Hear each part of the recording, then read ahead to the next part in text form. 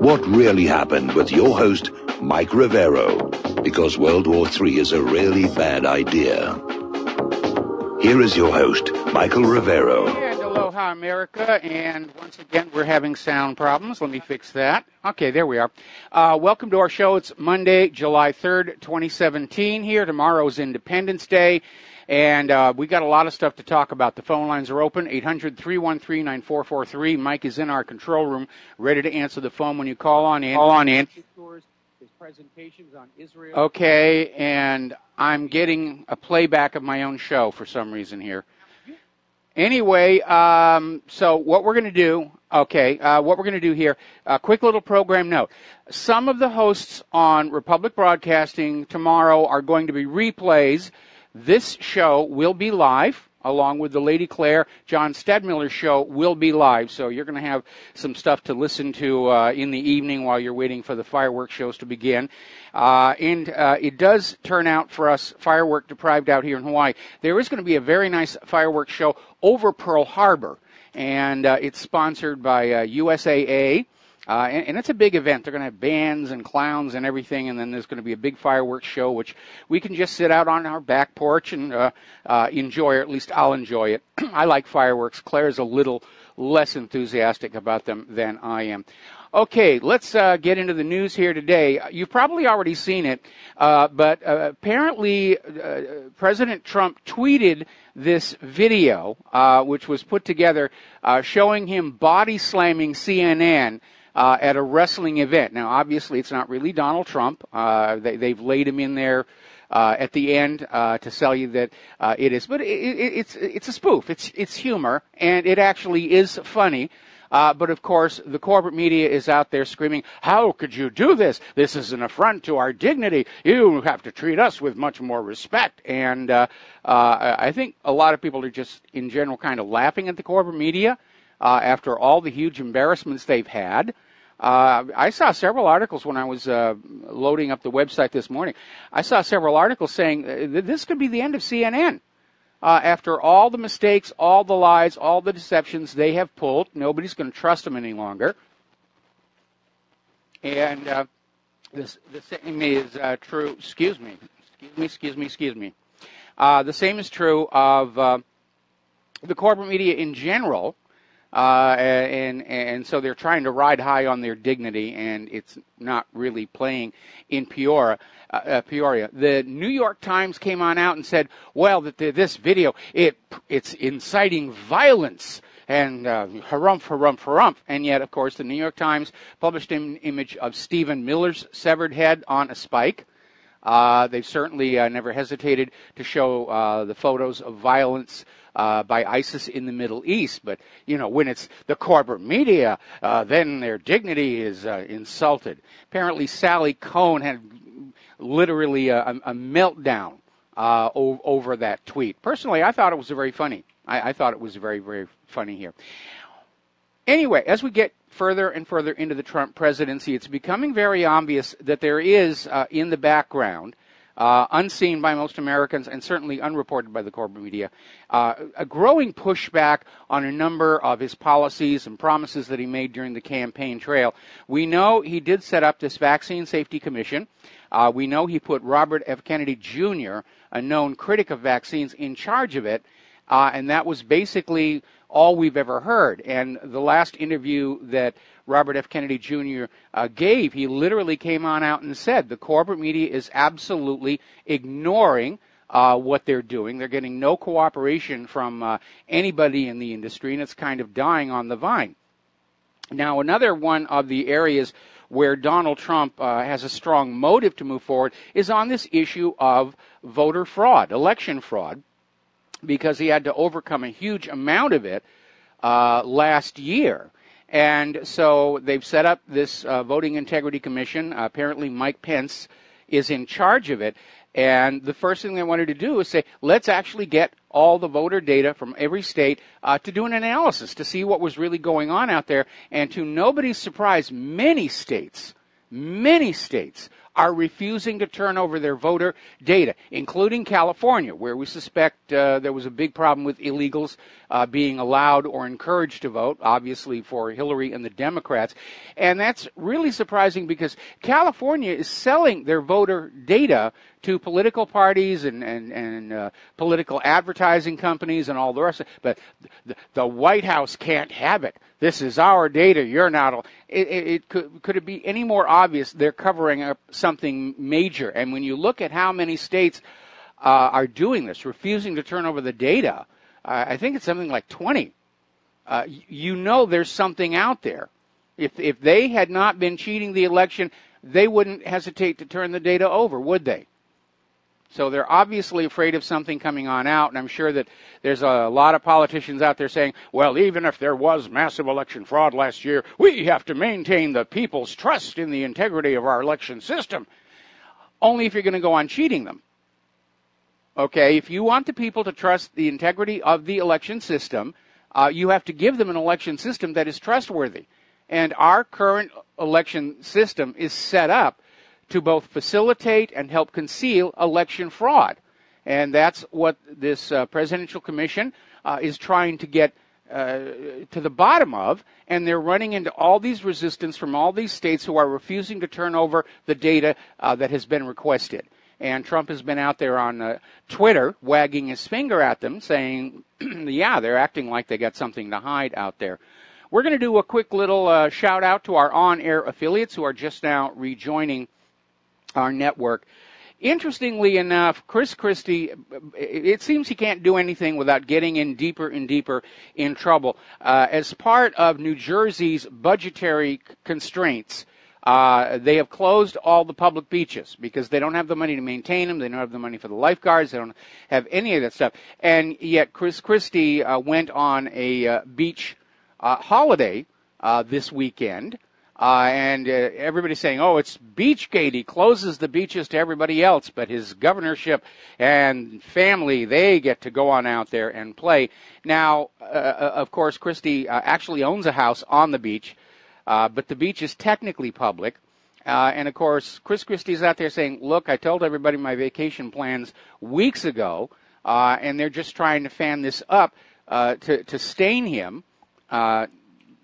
And I tend to agree. And it's not like Christie needs any help. He does a lot of his own staining here. All right, we're going to take a phone call. Tom in Florida, aloha. Welcome to the show. What's on your mind? Good day, Michael. First off, talking about CNN, the Communist News Network, which they are, the Communist News Network. They should be taken off the air because they're disgusting and they're deplorable and despicable. Mm-hmm. But, Michael, I want to talk about this. This crazy white trash male shot black female to death in her car over road rage. And you're going to hear about that for the next 6 months. What about this Black Lives Matter and all the white women have been raped by black males and shot by them and all the murders that they committed? Look at Chicago right now over the weekend, Michael. There's 8 murders already. Yes. Okay? Look at what's going on in Chicago. Look, we're not even talking about Detroit or Philadelphia or L.A. I'm just talking about Chicago. And these criminal news media schmucks, I call them the schmucks, who are controlling this are disgraceful.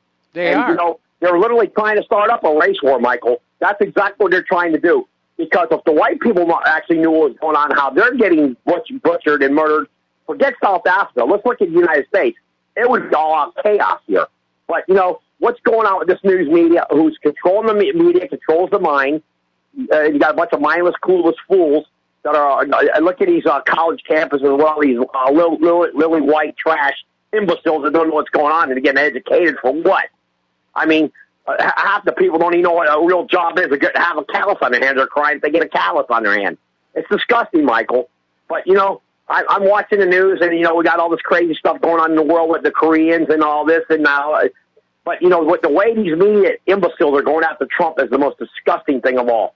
Okay, the guy is the president of the United States, and people don't understand that. He is the president. He got duly elected. He's the president. He needs to be able to do his job without all these jerks trying to take down this country. And tomorrow is the 4th of July, Michael. My family goes back in this country 200 years. My great-grandfather fought in the Civil War. Mm-hmm. Great-great-grandfather. Okay, I have family going all the way back, and they were German-Americans, okay?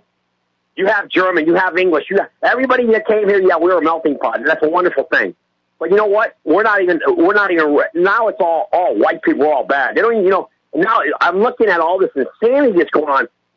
And it really blows my mind what's going on in Italy. Like they're bringing all these Africans into Italy. And I saw that on the news and stuff. I'm like, what are they going to do? What are they going to do with these people? Teach them how to be cooks? Make pizzas? I mean, I don't understand it. And I'm looking at what's going on in the world, and it's just a nightmare. And, going after the President of the United States like these news media outlets are doing is insanity. And let's look at Black Lives Matter and what Obama did. Michael, could you imagine if a white male 2 years ago would have took a head of Barack Obama and hung it out there, what the media would be doing to the Republican Party? Oh, absolutely. They'd be tearing them to pieces. Could you imagine that if they would have done half the stuff to Obama? If a white male would have went out and shot a bunch of black congressmen, can you imagine that? Yes. Yeah, I can. Could you imagine when the cities would be in flames? They would be in flames, Michael. Every city in the United States would be in flames. If that would have happened in reverse. You got Scalise, who was fighting for his life, and praise God, he's getting better. Yes. He's a great guy. I hope, and Steve Scalise is a great guy. I hear him speak. He's very articulate. But, these criminal media swine, I call Michael, they're swinehearts. I don't know how these people ain't got in power. Look at that Rachel Mad Cow. That lady has a mad cow disease. And I had to look at her just to get a laugh at her. If I turn it off for 5 seconds, see her face, I crack up.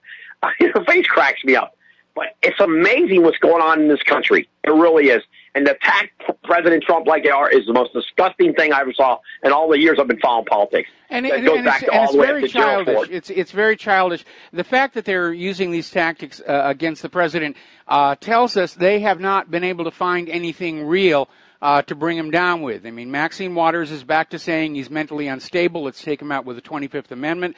The deep state, or as I like to call them, the narcocracy, are desperate to get back in control of the White House so they can keep the cover-ups on all this drug running and gun running and covert overthrowing that's been going on for decade after decade here. And again, obviously last year I supported Donald Trump, more a case of opposing Hillary Clinton.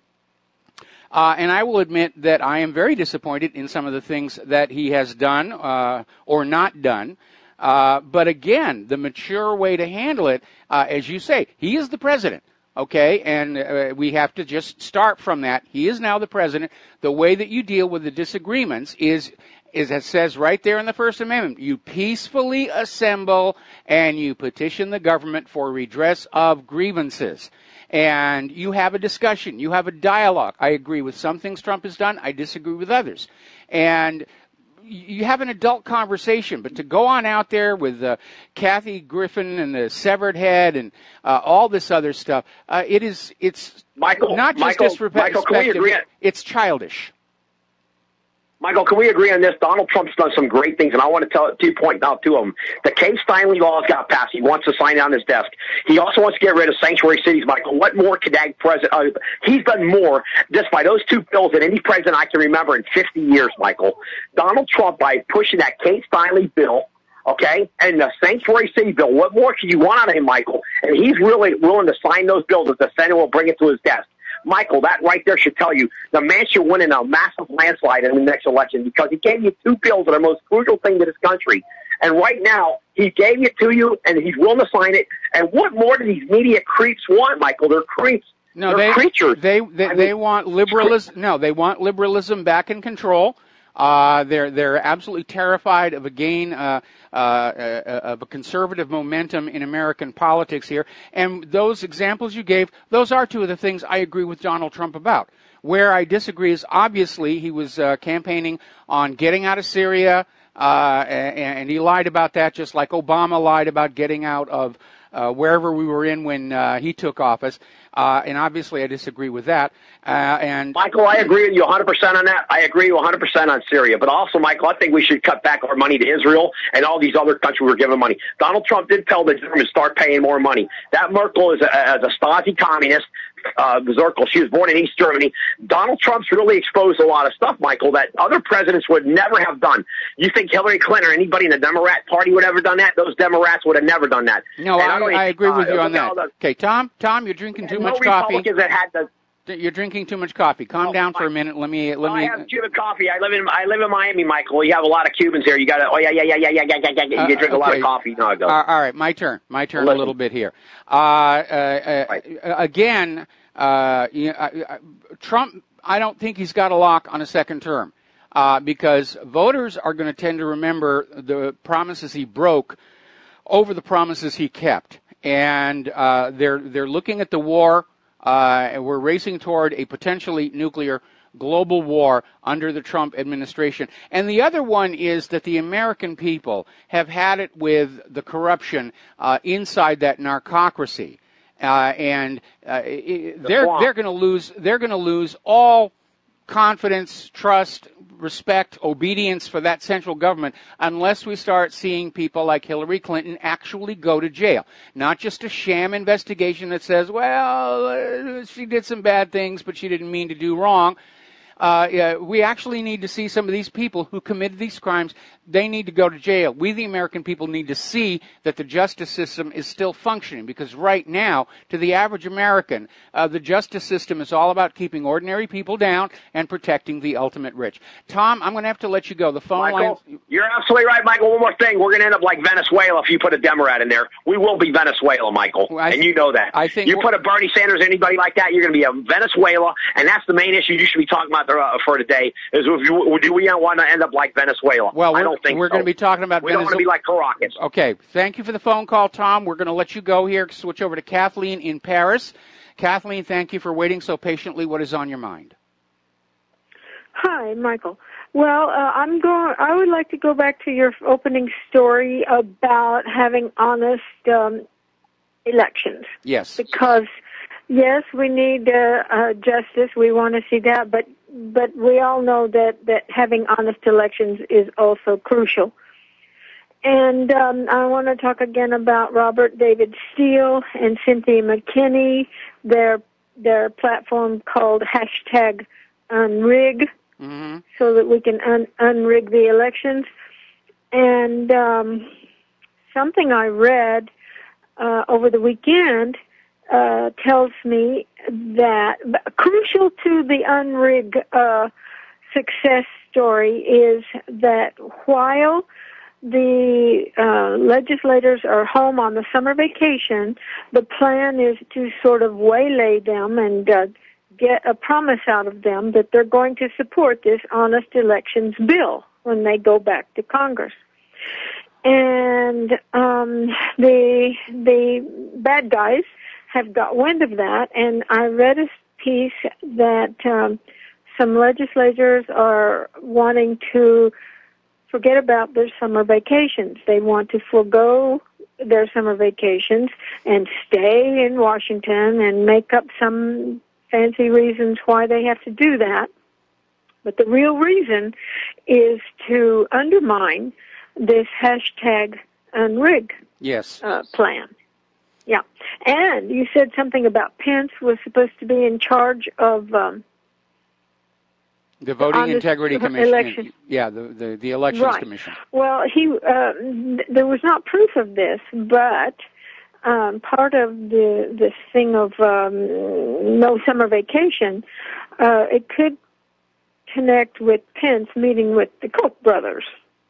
It very well could. See, here's the problem. We can petition our members of Congress all we want, but we have to take into account the fact that many, if not most, are holding the offices they're in because of massive election fraud.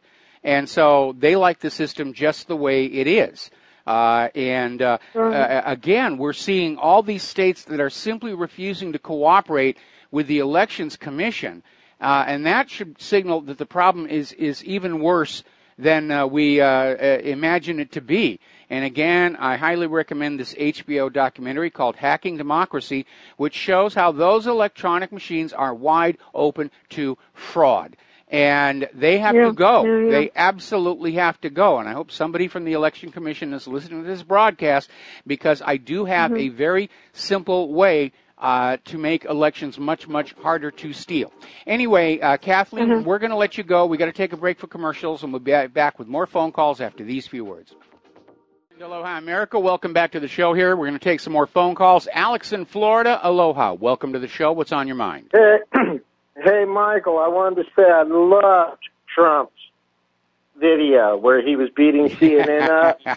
And I just want to, just something, I know people know it, but you know the press is probably the CIA and the FBI's biggest asset. Yes. If a president just does that, takes them down, that's phenomenal. I'm not for Trump's war and all that stuff, and I don't know. I think he's kind of staying away from that. I hope he is. I don't know. But if he can take the press down, the mainstream media, A+ already for what he's done.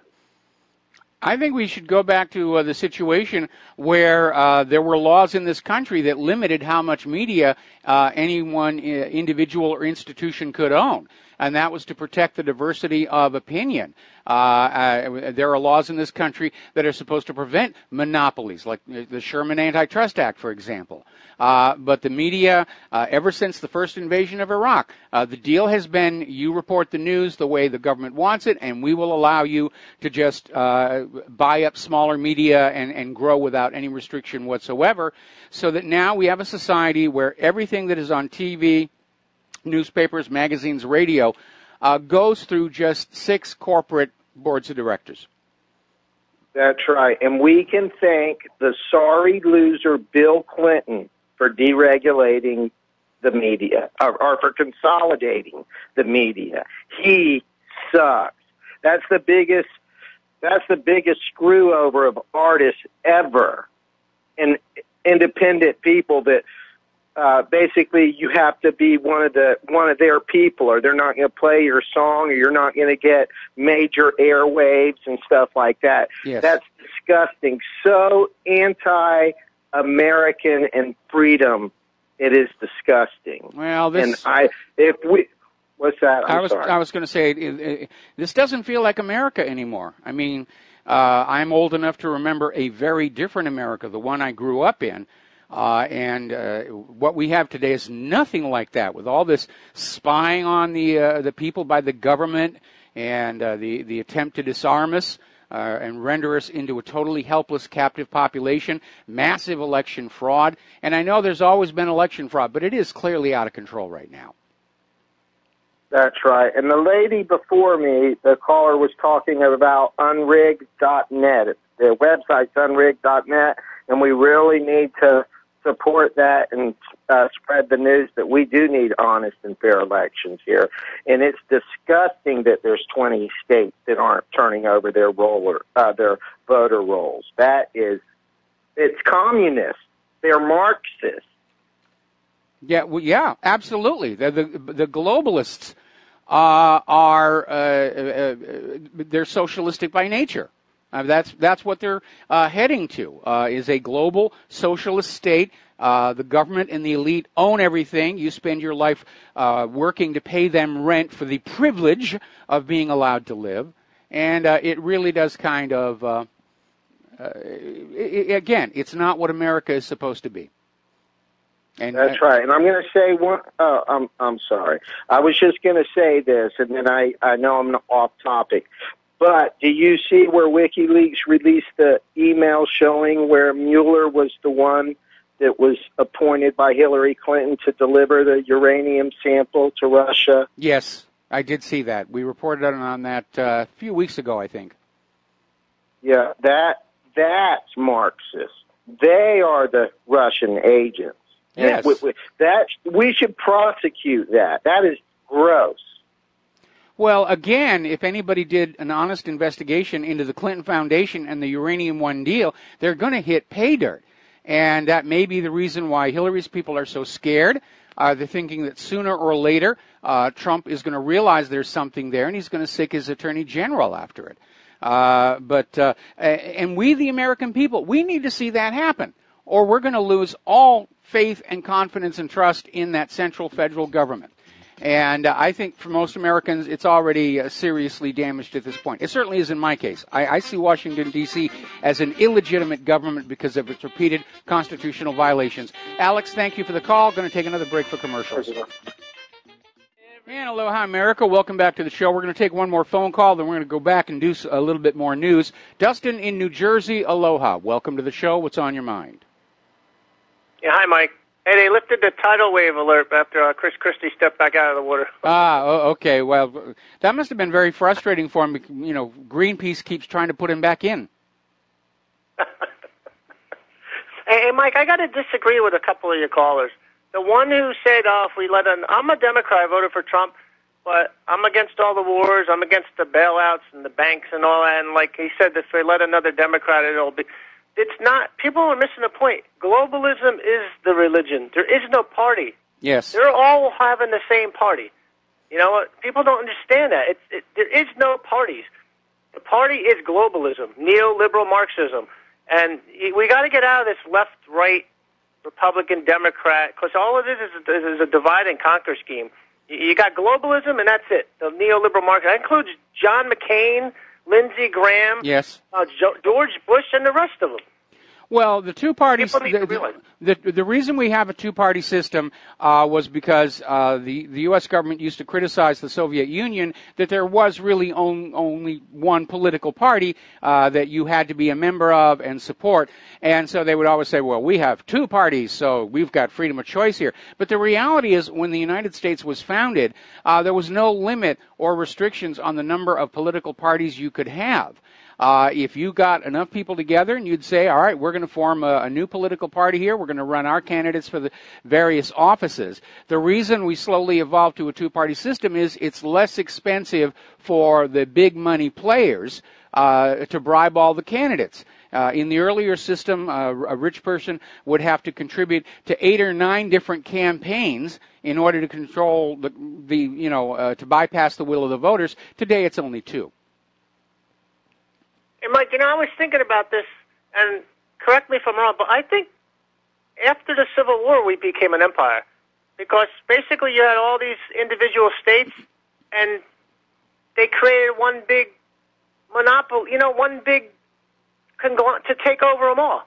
Yeah, so that was absolutely. I mean, the Civil War was really about the right of the separate states to secede, and Lincoln didn't want the South to go away because back then the majority of tax revenues were coming from those southern plantations.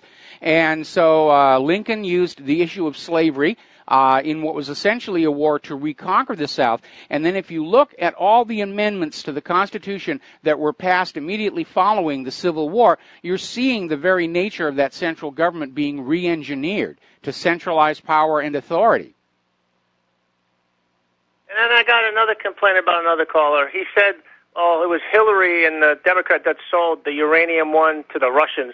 The Russians are not the problem. I don't care if they buy up partial company here. They're not the enemy. They're nationalists. They're not communists anymore. People don't. This whole Russian thing.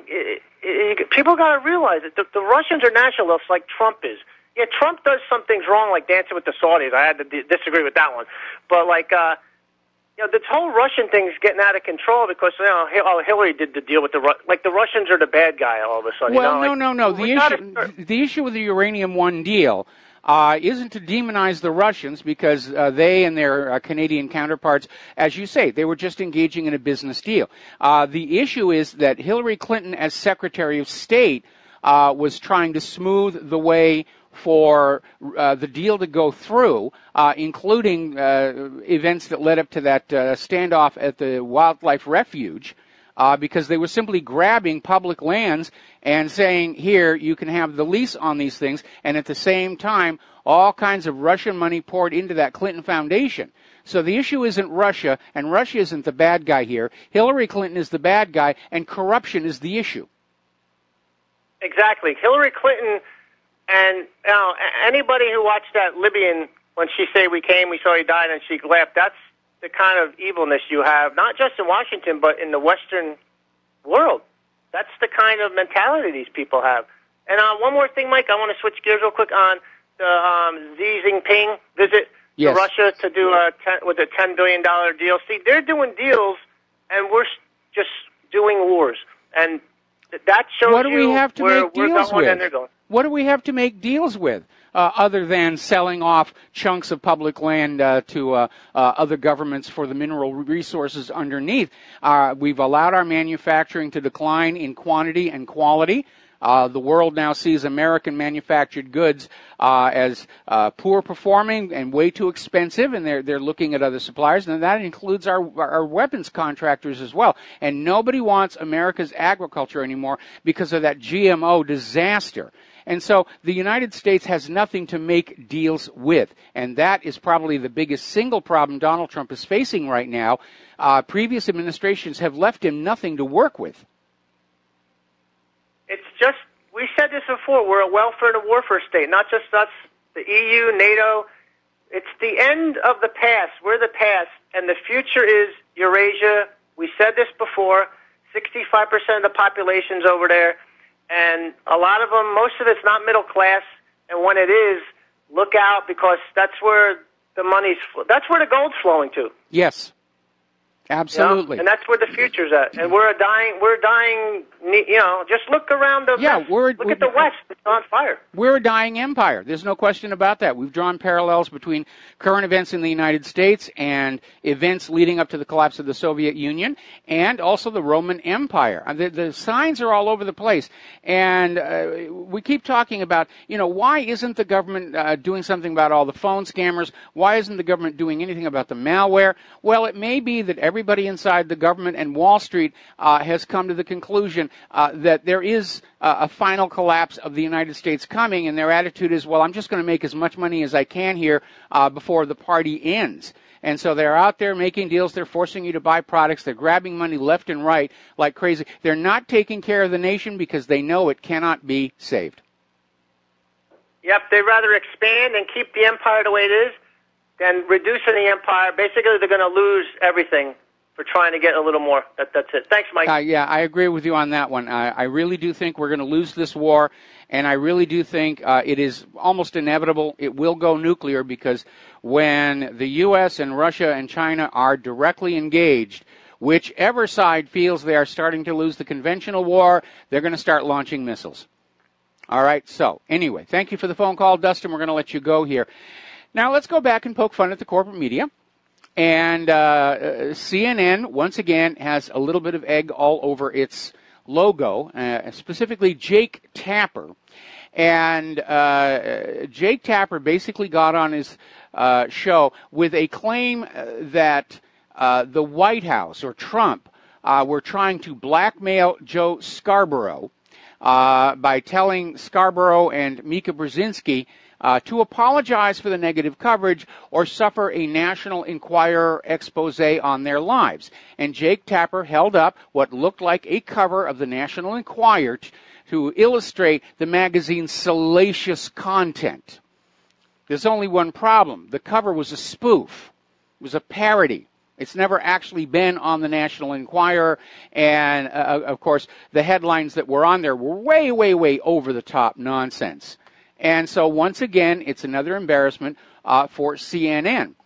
And over at the White House, one of their aides, Sebastian Gorka, was being interviewed Sunday, saying the fake news complex is collapsing. The corporate news media are losing influence. And he's looking at the recent resignations at CNN, the cuts at the New York Times, and he's absolutely right. And they did it to themselves, and I have no sympathy for them whatsoever. All right, let's move on over here to the war zones, emphasis on the plural. Apparently in Syria, ISIS is pretty much collapsing in eastern Aleppo, and the pro-government forces are making tremendous, tremendous gains there. And interestingly enough, Syria has declared a ceasefire across all of southern Syria. And apparently the Al-Qaeda groups down there have suffered such heavy losses, they're willing to go along with that. And Assad has been very generous with the ceasefires and the amnesty, and a lot of these U.S.-backed groups are starting to abandon the U.S. and accept the amnesty. They go up to the Syrian authorities, they surrender their weapons, they promise they'll be good from now on, and they're just allowed to go. Now, Rex Tillerson is out there with a very odd comment. He's now out there saying Russia should decide the fate of Syria's President Bashar al-Assad. Now, this is just a continuation of the flip-flopping that we have seen trying to justify what's going on in Syria. When it first started, it was all Assad is a tyrant, he's a dictator, he's gassing his own people, he's dropping live kittens into blenders on puree and whatever other nonsense they could come out. Then they flipped and they said, well, we're not really in Syria to get rid of Assad, we're there to fight the war on terror against ISIS and Al-Qaeda. And, of course, then we had all that evidence that surfaced that the U.S. was actually supplying ISIS and Al-Qaeda with weapons and materials smuggled from Libya following the takedown of Muammar Gaddafi. That's in some of these Clinton documents that have been released by Judicial Watch or leaked through other sources. So it's a done deal. Then they went back, Nikki Haley went up to the UN and said, well, no, we're now back to insisting Assad has to go. And so now Tillerson is saying, well, it's up to Russia. No, it isn't. It's up to the Syrian voters. And it always has been. Now, a lot of people are obviously very concerned that there's going to be a new false flag gas attack inside Syria, at which point the United States can get back on its soapbox and say, Assad must go, he's evil, he's terrible. And apparently Russian experts are concerned about the arrival of another U.S. carrier group off the coast of Syria. This is, I believe, the George W. Bush, or H.W. Bush, rather, that is arriving actually probably there right about now. And this gives the U.S. a whole bunch of weapons to go on in and start bombing Syria again with that next gas attack. And I imagine it's going to happen very fast. Gas attack, weapons are flying before anybody can stand up and say, wait a minute, we have been faked out on this so many times. How do we know this is not a false flag? Well, too late, we just blew up Damascus. Flattened the place, Assad got killed. Our bad. Now, ramping things up was a statement that Nikki Haley made at the UN, basically saying any further attacks done to the people of Syria will be blamed on Assad, but also on Russia and Iran, who support him killing his own people. So now they're basically talking about going to war against Syria, Iran, and, insanely enough, Russia, with the next false flag attack. And it could happen as early as tomorrow, because if it happens as fast as I think it's going to happen, report of a gas attack, weapons get launched. They'll do it tomorrow when most Americans aren't really paying attention. And by the time we come back to the regular news on Wednesday, it'll be a done deal, and yeah, we finally resolved the situation in Syria, on to Iran, and on to global conquest. Apparently, Illinois' Representative Adam Kinzinger, in a recent interview, said sooner or later we will strike Assad militarily. So it's like this big inside secret. Yeah, we're going to have a war in Syria.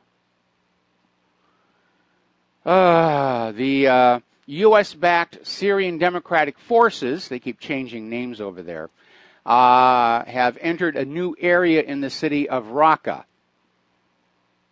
So the U.S. is not giving up on this. And from their point of view, they can't. They have this grand design to impose dollar hegemony all over the Middle East. The first war they lose will be their last, because the whole agenda will fall apart, followed by the U.S. economy.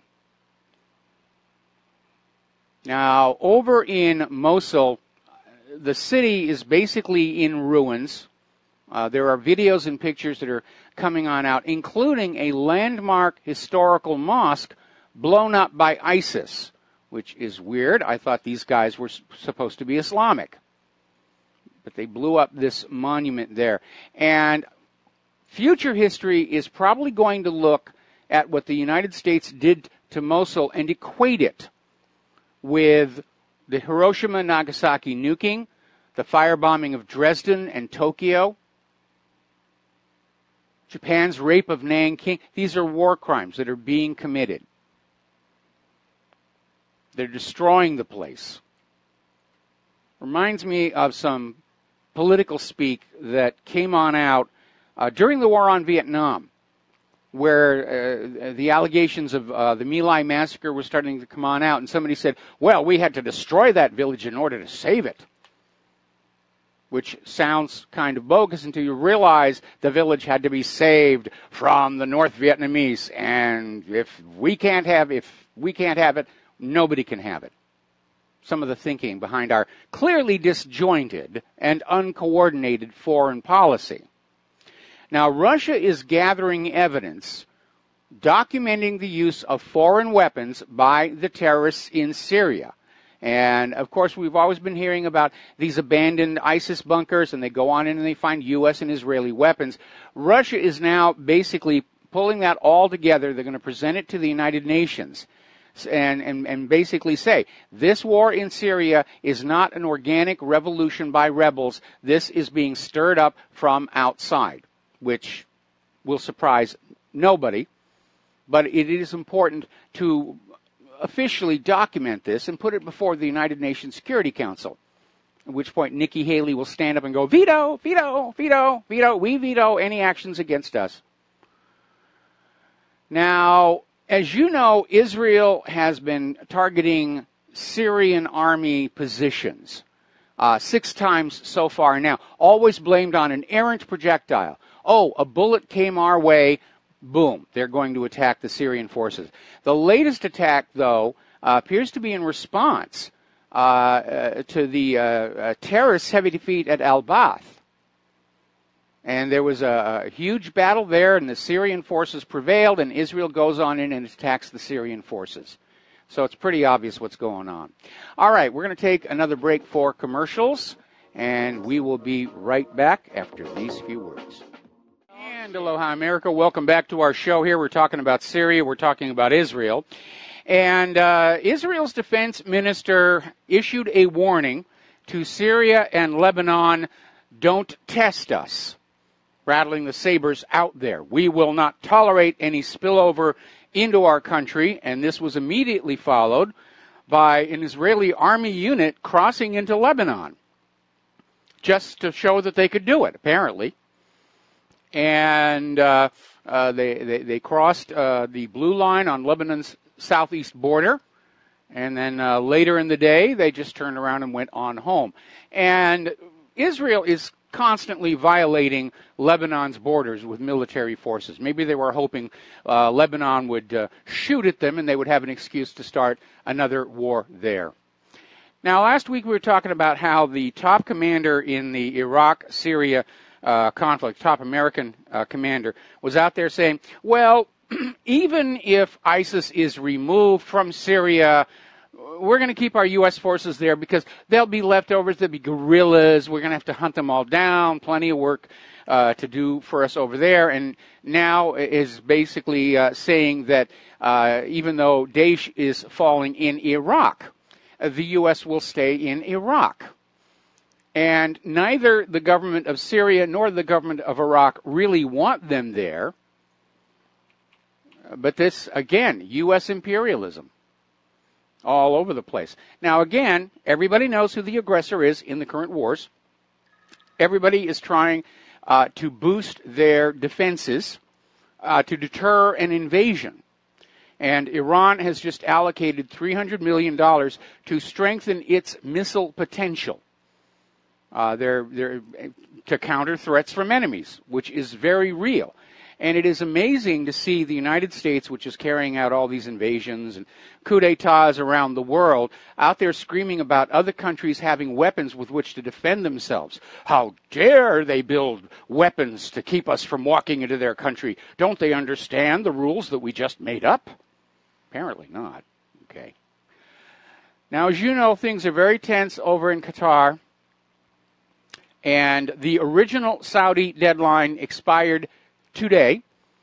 Saudi Arabia has given Qatar 48 more hours to accept the demands. It's not going to happen. Statements from the Qatari government are saying they're just going to withstand the isolation. They'll find a way to get on by. And the fullest of demands is still not out there, but the two that are known are severing relations with Iran and shutting down Al Jazeera, which is a very professionally run organization. They're far more credible and trustworthy than anything in the American corporate media, and that's why they want them gone. Because Al Jazeera is reporting when Arab leaders in the region do bad things, and Arab leaders don't really like to have to deal with that. All right, we're going to take a break for station identification. Join us on the air, 800-313-9443, and we'll be right back. And aloha, America. Welcome back to the show here. Hour number 2. The phone lines are open, 800-313-9443.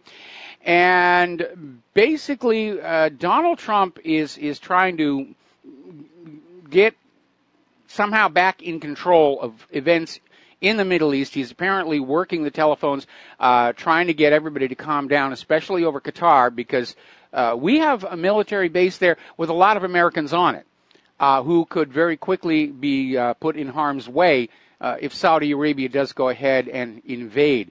Meanwhile, Egypt has said they will refuse to participate in a military operation against Qatar. So we're starting to see this so-called coalition of people who don't like Qatar start to fragment and fall apart. And probably what they're realizing is if this does explode, if this crisis turns into an actual war between Saudi Arabia and Qatar, it's right in the middle of the region. And there are going to be consequences all across the Middle East.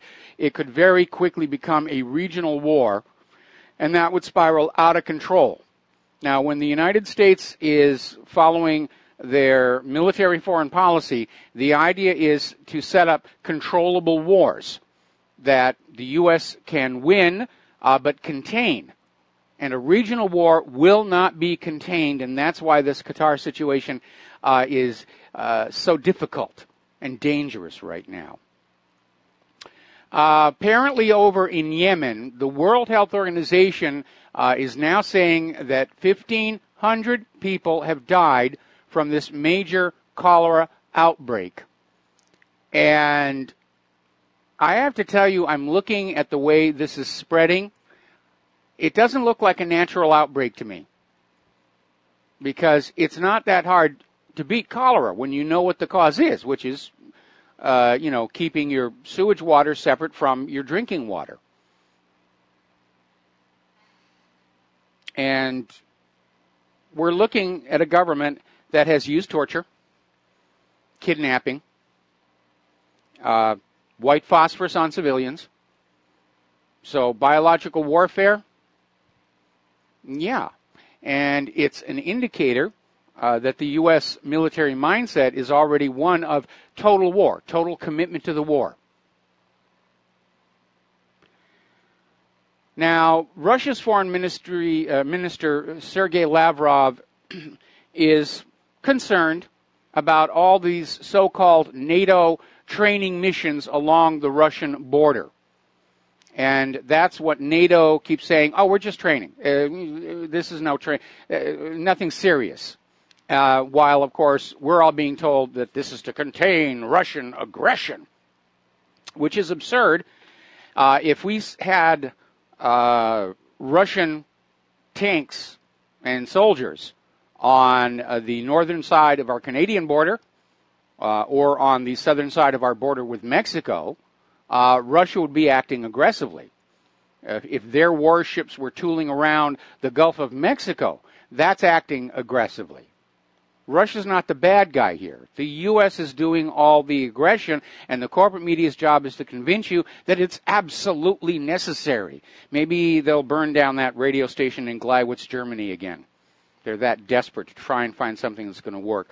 But Lavrov came on out and said, from the point of view of Russia's military, there is really no difference between NATO forces in constant rotation at their borders and the permanent positioning of NATO forces on Russia's border. which makes obviously a great deal of sense. And he points out that the number of these NATO exercises has increased many, many times behind this rationale of deterring the Russian Federation from doing whatever it is they imagine Russia is going to do. Now, I have to wonder what Trump is thinking. He's trying to get Xi Jinping to help him rein in North Korea, and at the same time they're carrying out all these provocations. Once again, a U.S. destroyer, the USS Stetham, guided missile destroyer, sailed within 12 miles off the Xisha Paracel Islands in the South China Sea. This happened just yesterday. And this time, China dispatched military vessels and fighter planes to warn the U.S. vessel off. Now, the U.S. is claiming it's navigation freedom, and they're in compliance with international law. No, they are not. International law says you stay out of another country's territorial waters unless you have their permission to enter. And China is getting very upset with these continued U.S. provocations, and that's exactly what it is. Now, the U.S., of course, is vowing to continue these patrols in the South China Sea, despite China's warning. Now, we do need to remember there is a reason that part of the ocean is called the South China Sea. Because at the end of World War II, when they were basically forcing Japan to give back all the lands they had captured, there was a treaty called the Cairo Convention that all of the Allies signed. And in that Cairo Convention, those islands, which had belonged to China before World War II and were captured by Japan, were returned back to China. That is the legal basis for China's claim. And all these other countries, Vietnam, Philippines, whatever, saying, well, we want the islands. It's not like it's an undecided issue. It was decided at the end of World War II. And then to add insult to injury, the U.S. hits Chinese banks with sanctions that are supposedly doing business with North Korea and agrees to sell $1.4 billion worth of weapons to Taiwan.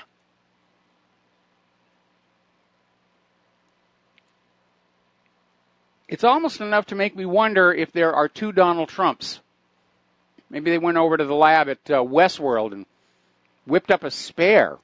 Because on the one hand, he's trying to get China to help with North Korea. Then they turn around, send the warship through China's territorial waters, sell weapons to Taiwan, which China is going to be furious about, and they start slapping sanctions on banks in China doing business with North Korea. Now, this whole North Korea kerfuffle is a recent development. And if you are a bank doing business in another country, it's not like you can just throw a switch and everything stops. It takes time to unwind your investments and obligations in that other country. So these sanctions are very, very gratuitous. And again, it just feels like, they're goading China. At the very time they claim to need China's assistance to control North Korea, they're goading China. We're going to do a shout-out now to our on-air affiliates who are just now rejoining our network. Now, down in Venezuela, as you know, Venezuela has been the subject of much U.S. skullduggery over the years, going back decades. The United States loves to mess about South America. And as you know, Venezuela right now is in serious, serious economic trouble. So we have this article here that came out of Global Research about the deliberate planting of the idea of regime change in Venezuela. And they're using the same old excuses. Oh, it's human rights violations. It's all this horrible stuff. It's a replay of what they did up in Kiev, in Ukraine. And they may this time add a new excuse because Donald Trump is planning a new war against drugs for Central America. And in this case, they're talking a military response to the violence in Central America. Been there, done that. It's a disaster. The reason Central and South America are in such turmoil is because of United States covert actions to destabilize governments and bring them under U.S. control. Chile in 1973, perfect example. They brought down the government of Allende, democratically elected leader, and they put in the dictator Pinochet. And look at all the horrific suffering caused by that. Same thing in Iran in 1953. Brought down the democratically elected Dr. Mohammad Mossadegh, imposed the Shah of Iran. And how many people suffered in Iran until the revolution of 1979? So Trump is now thinking about sending military down to Central America in the war on drugs, probably just as bogus as the war on terror. Now, as you know, China is pushing a new major infrastructure investment called the One Belt, One Road. It's seen by many as a reactivation of the ancient Silk Route. They're going to have some trouble getting through Afghanistan on that one. But all of a sudden, we're starting to see terrorist incidents by ISIS along China's One Belt, One Road. What happens when ISIS shows up someplace? It signals an eventual U.S. attack. Oh, we're not blowing up the One Belt, One Road. We're after the terrorists here. We just have lousy aim like we did over there in Syria. Now, getting on to North Korea, the representative of the North Korean Peace Defense Committee is asking the United States to dismantle the United Nations command in South Korea, saying that it is illegal. And the declaration states that in July of 1957, the United States brought its troops under the control of United Nations Command in South Korea and tried to create the Asian version of NATO, which, like the European version, is just a mask for imperial ambitions. And apparently the UN command in South Korea was labeled as a Cold War legacy and an instrument of aggression. Gee, you think? Yeah.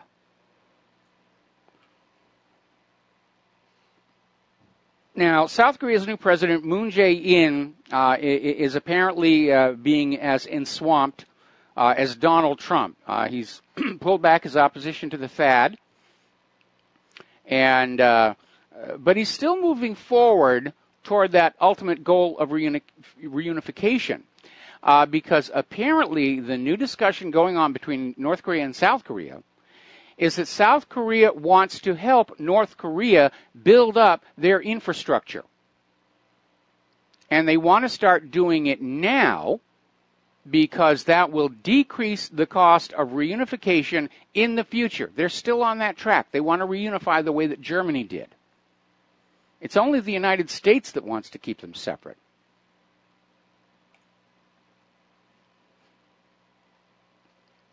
Now, the United States never won the Korean War.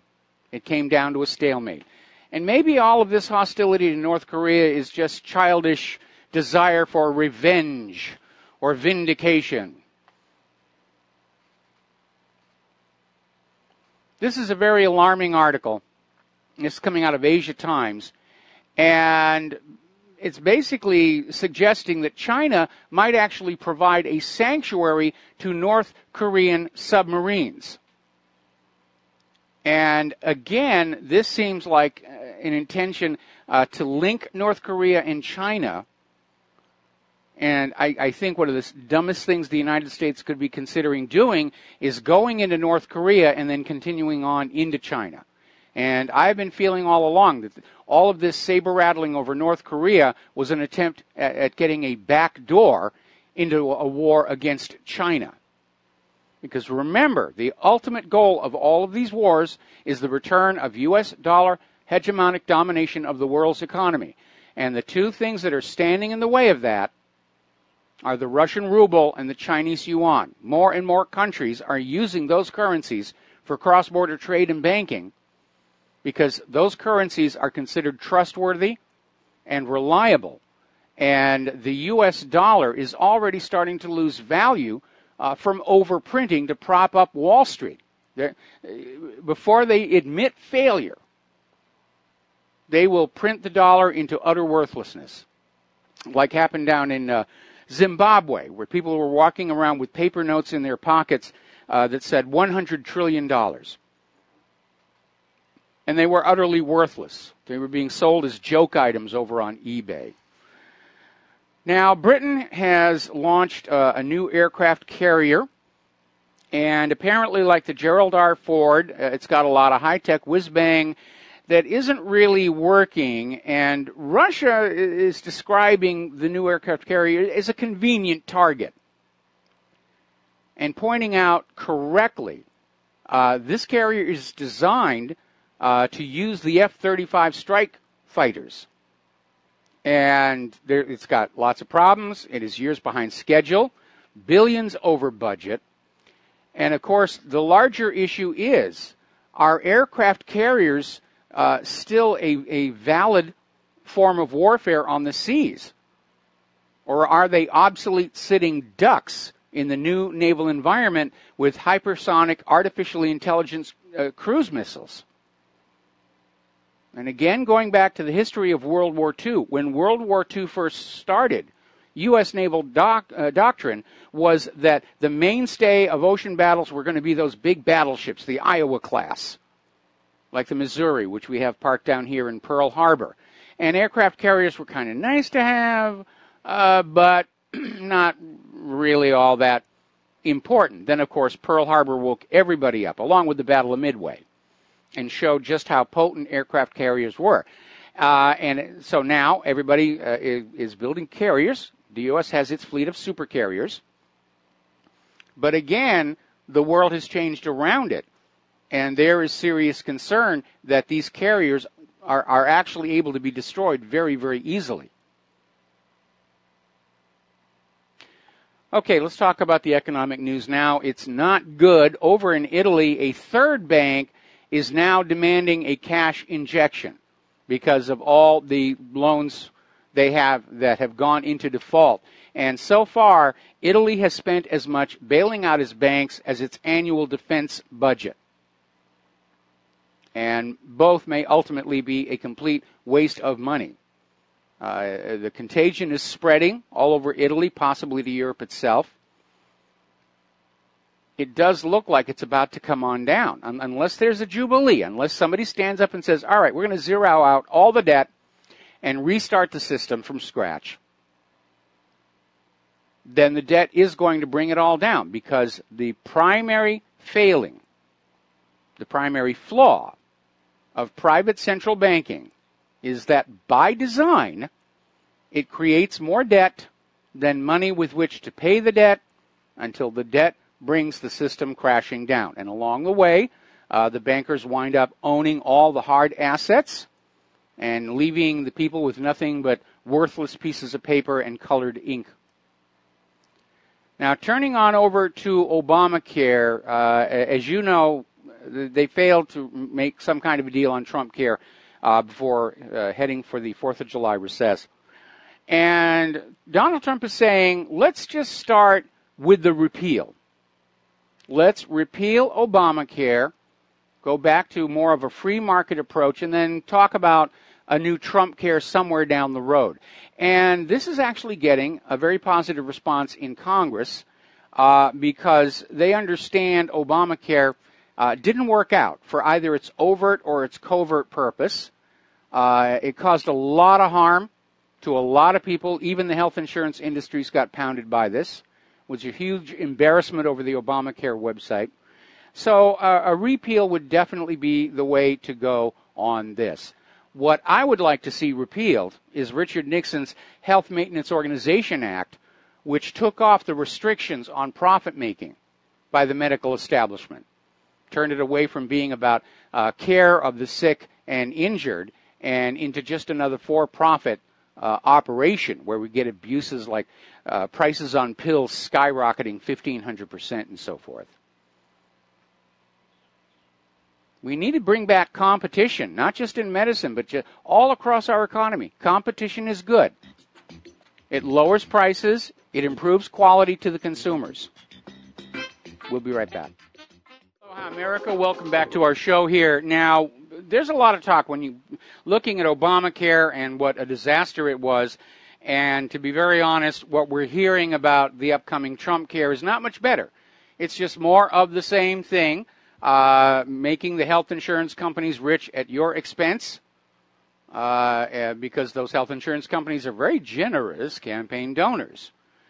And lost in the shuffle is the actual quality of the medical care that Americans are receiving, and the fact that something like 1/3 of Americans simply cannot pay their medical bills after the Obamacare insurance leaves them with this huge deductible.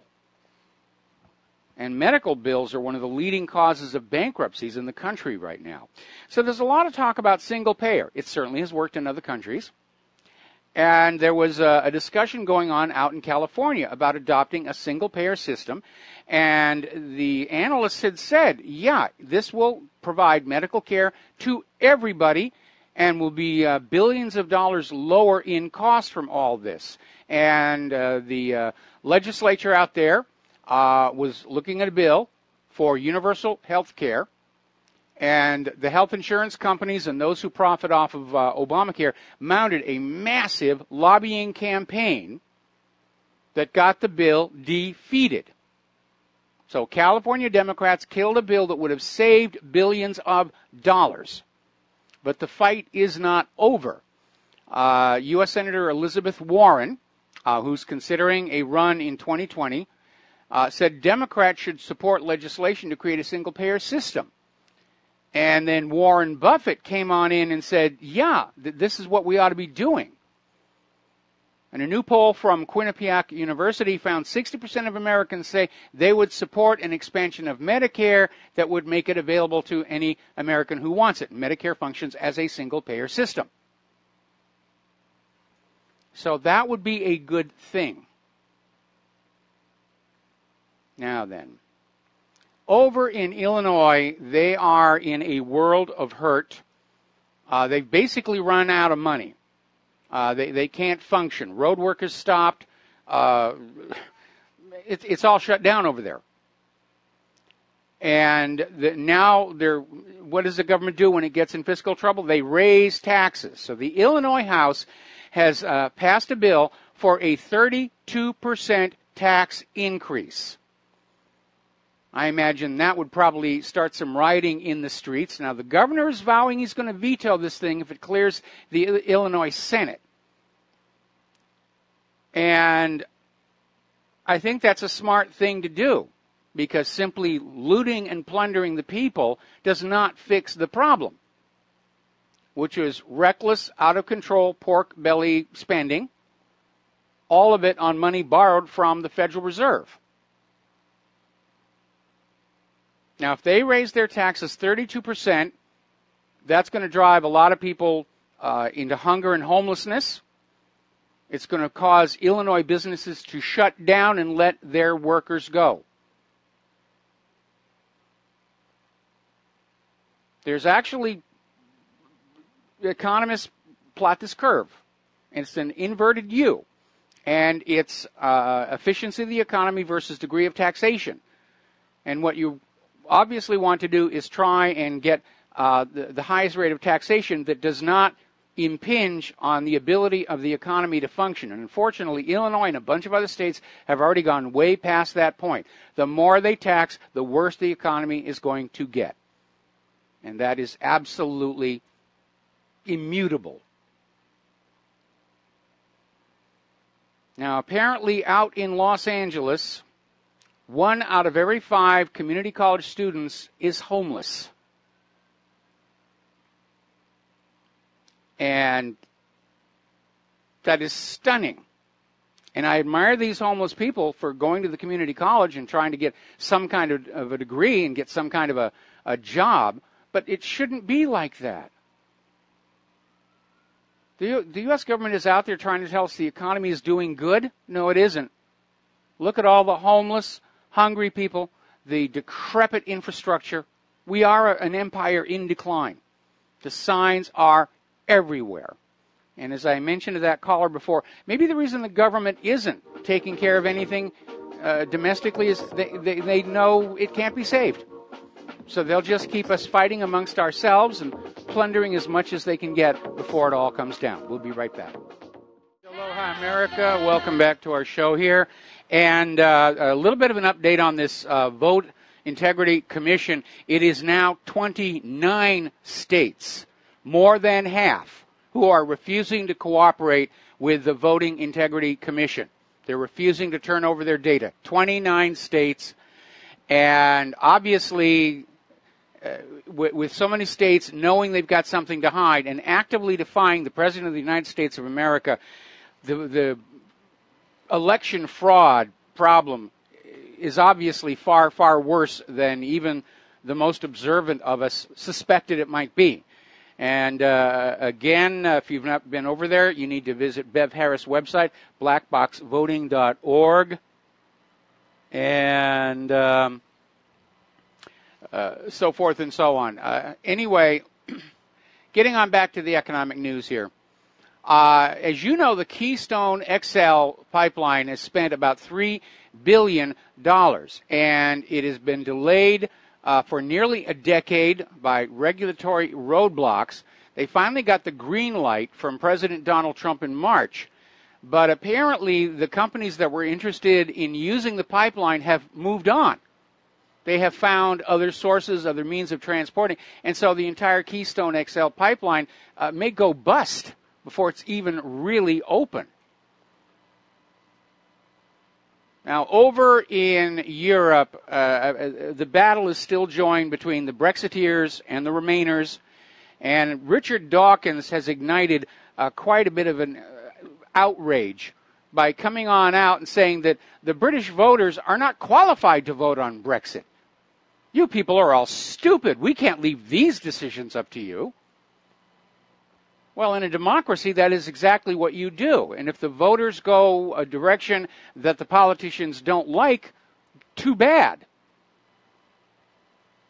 Regnat populus, the people rule. And obviously, Richard Dawkins has ignited quite a bit of fury. He's now being seen as an elitist, along with being a hardcore Remainer. I have a suggestion. Move to Europe. You like all the refugees and all the violence and all the deterioration, you know, move to Europe. Just go by yourself. Don't start making these decisions for the British people. Now, interestingly enough, there actually has been a second referendum on the Brexit, and it was very much unreported. Apparently, there was an amendment to the Queen's speech to keep Britain in the single market and customs union, and it was defeated by 322 to 101 votes, with 49 Labour rebels voting for it against their leadership's view. So there actually has been a second parliamentary vote on leaving the European Union, and they are leaving the European Union. Now, as you know, there's a growing problem all over Europe with the no-go zones that have been so taken over by the Muslim refugees that even the first responders don't want to go there. Up in Sweden, they've actually started closing police stations because the police don't feel safe actually going to their own police station in these no-go zone areas. And these no-go zones are flexible. Their borders are changing. They're growing as more refugees pile on in. So over in Paris, somebody has put together a smartphone app that shows you a map of Paris and where the no-go zones are, so that as you're traveling around Paris, you will know to stay out of these very problematic areas. Now, Italy is overwhelmed. They've had 13,500 African migrants arrive in the past 2 days alone. It's just insane. Germany and Italy are meeting for emergency talks because the EU migrant crisis has reached the boiling point. The citizens of all these member states of the European Union, they're fed up. They've had it. They've had it with the out-of-control crime, the sexual assaults, and mostly they've had it with a government and media that is trying to convince them this is really a good thing, you're just being racist, and no, that's not what's happening. Because migration is a filtering process. You're not getting the people who were successful in their home country. You're getting the ones who couldn't make it. You're getting the ones who are fleeing prosecution. You're getting the ones who have serious illnesses they're hoping that some European member state with a socialized medical system will take care of. So more and more countries are starting to tell Brussels to just go jump in a lake. You know, hit us with sanctions. We don't care. That refugee crisis, the attempt to blur the ethnicity and identity of the European people. And by the way, apparently some memo got leaked out from one of the governments there that said, flat out said, the refugee crisis is destroying Europe. And by that they mean the European identity. And that's what all of this stuff has been, an attack on our identity, an attack on who we are. Now, President Trump is celebrating the passing of Kate's Law, and he signed that one and the No Sanctuary for Criminals Act. They were passed by a bipartisan majority of congressmen. It's on to the Senate, and then hopefully President Trump's desk. And I don't think they got to that before they went on the recess for July 4th. Now, Kate's Law is named for a victim of an illegal immigrant who had been deported something like 6 times. And he would just walk back on in, and they would deport him again, and he'd just walk back on in. I think it's time to have the Customs and Border Trebuchet. Just fling them back over. Longest distance, highest bounce wins. Or we'll get the pumpkin chunker people out there with those air cannons. You're an illegal immigrant? Here, step into this thing. Poof. I'd pay good money to see that. I really would. Meanwhile, President Obama is out there sounding the warning against aggressive nationalism and increased resentment of minority groups. And he didn't mention Trump by name, but certainly seemed to be aimed at him.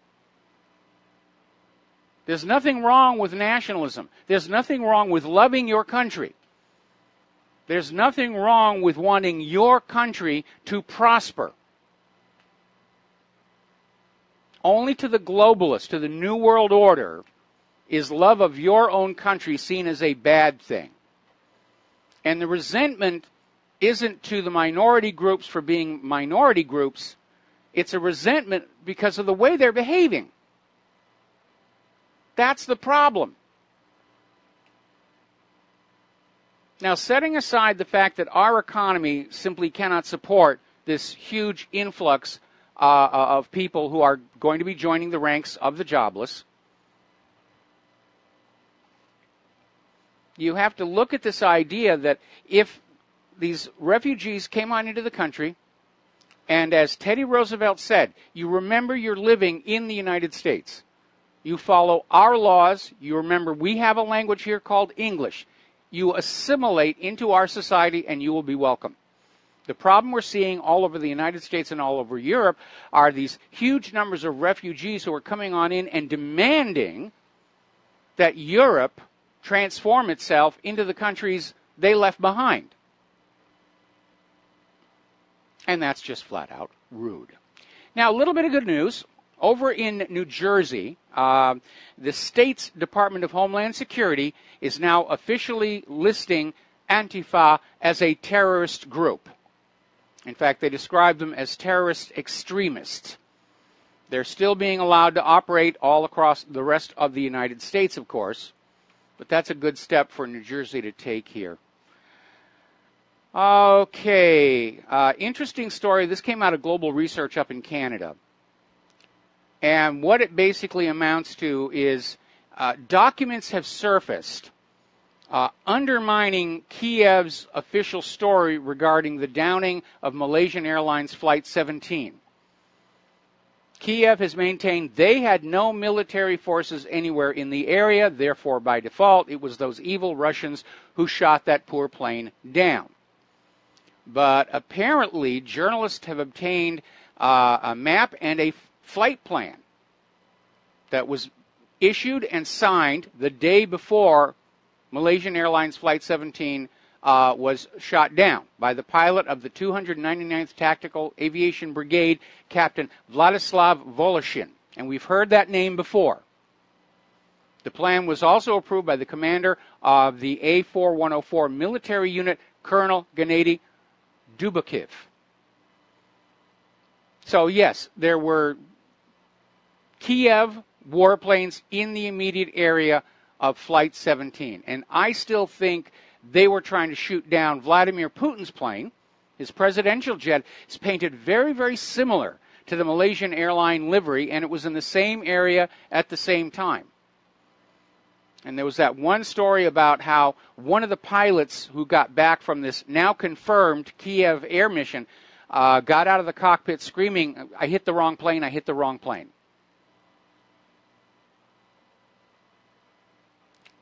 Been a little bit of a stink between Greece and Turkey.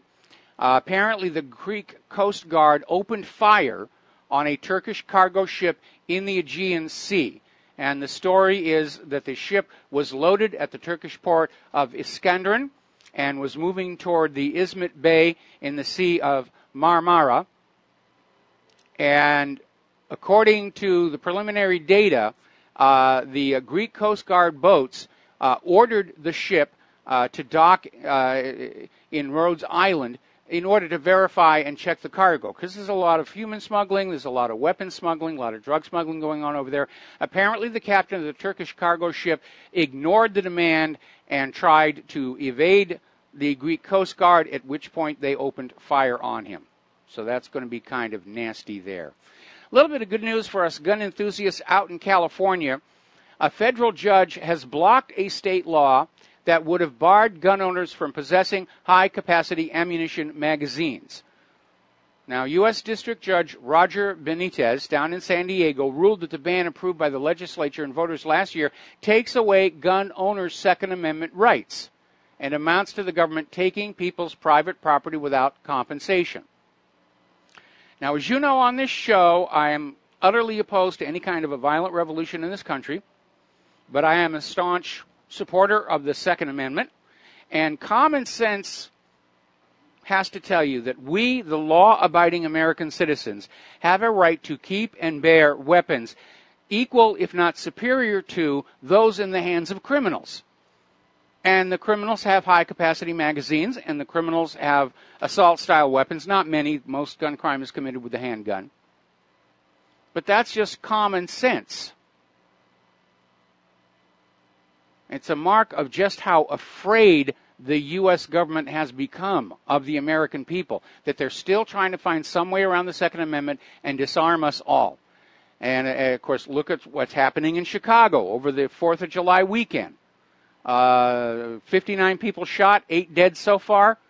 And Chicago is held up as the gun control capital of the world, the model everybody else should follow.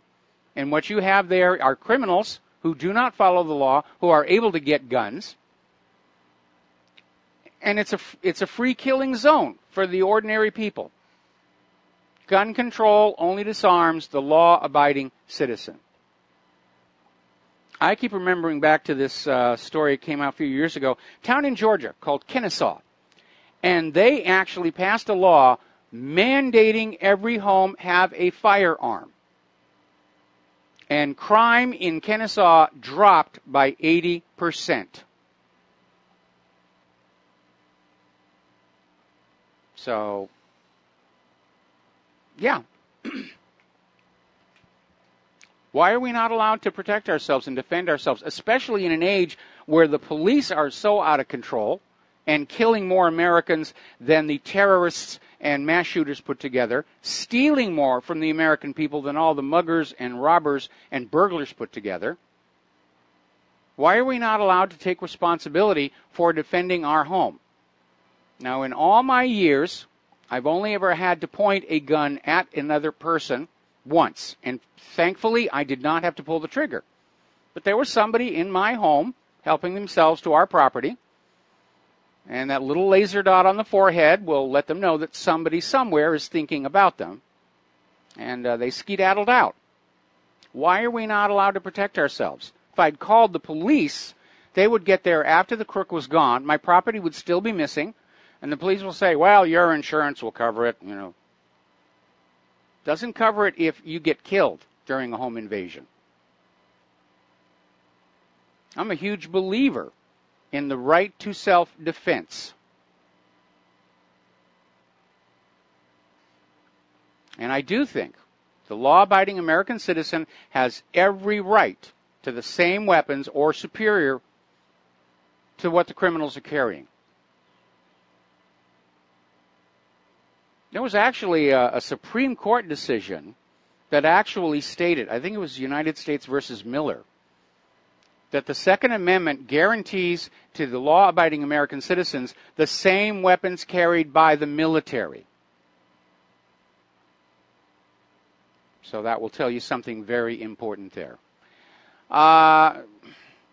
Well, apparently the Environmental Protection Agency has decided that if they can't fix the problem, they're going to simply stop looking at it, and apparently the EPA is getting ready to revoke the Clean Waters Act of 1972. And if you remember, of course, the EPA's actual job was not the environment, but to act as a cover for this massive land theft by the U.S. government to pledge as collateral on government borrowing following Richard Nixon's ending of gold convertibility. And that's been its real job all along. And you'd be amazed how much of public land, private land, the U.S. government has stolen over the years in violation of the Enclave Clause of that Constitution. We'll be right back. And aloha, America. Welcome back to our show here. And let's talk about human-caused global warming.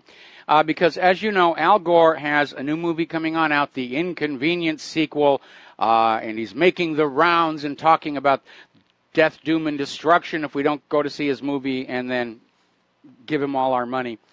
And interestingly enough, last winter is still with us. And apparently in Canada and Colorado, there were two regional races held.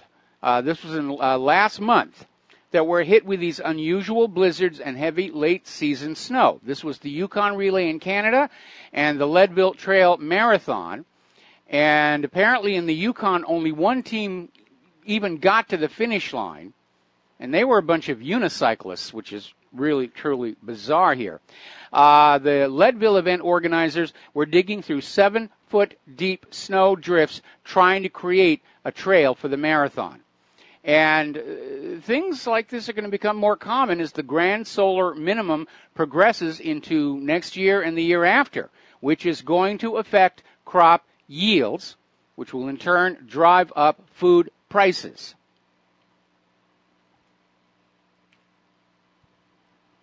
By the way, if you are in California and you are a skier, the slopes are still open. They're going to be open until next month from the huge, huge, heavy buildup of snow over this last winter. Now, getting on back to the issue of reduced crops, this is an interesting article that came out of the Daily Mail about how the killer winter took a harsh toll on America's wildlife, and experts are revealing that the western United States experienced huge losses. Apparently, all the fawns in one Wyoming deer herd, dozens of endangered bighorn sheep in California, and this is being reported across Colorado, Utah, Idaho, Oregon, and Washington. And they're all reporting higher losses of animals in the wake of one of the coldest and snowiest winters in decades. Boy, do you remember back in March of 2000? The banner headline in the Independent, "Snowfalls are now a thing of the past." Oh my goodness, the government and the corporate media were lying to you. And they absolutely were. It's just another scam to get your money. Everybody's always asking, why doesn't the government do something about the scammers? Why should it? It's a scam itself. That's what they've been doing to you, the American people, all along. Scamming you. And human-caused global warming is one of the biggest ones out there.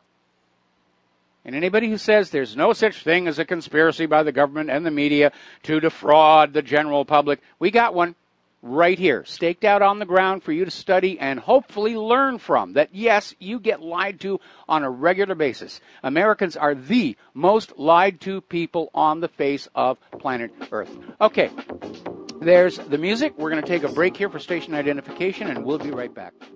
Aloha, America. Welcome back to our show, hour number 3, and the phone lines are open, 800-313-9443. We have a caller waiting on the line. I'm going to ask you to wait a little bit longer while I finish up with human-caused global warming.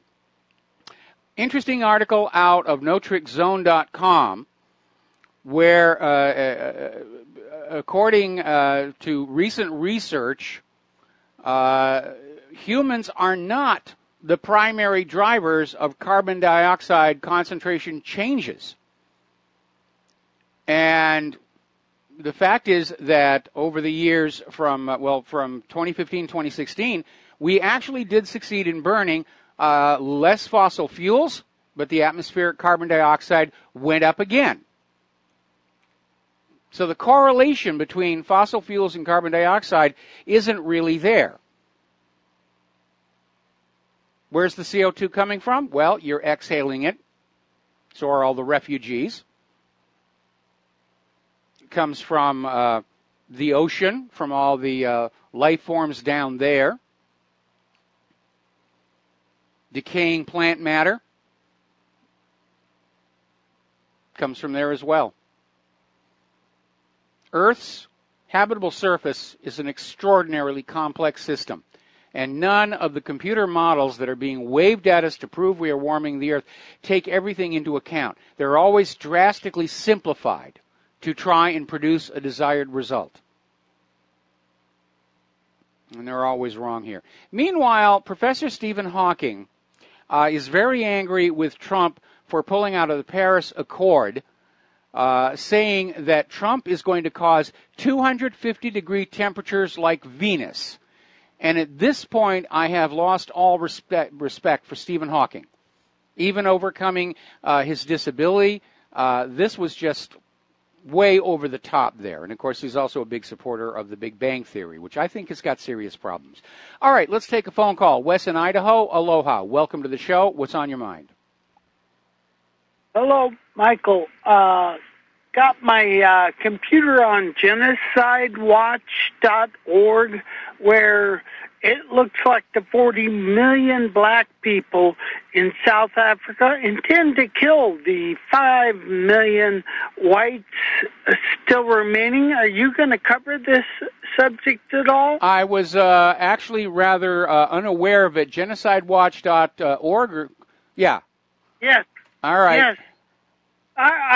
I've heard not one, but, well, twice now. I've heard people from South Africa, white people, coming to RBN. It was on Adams. Adams had a woman on, and I'm trying to think where I heard the other guy.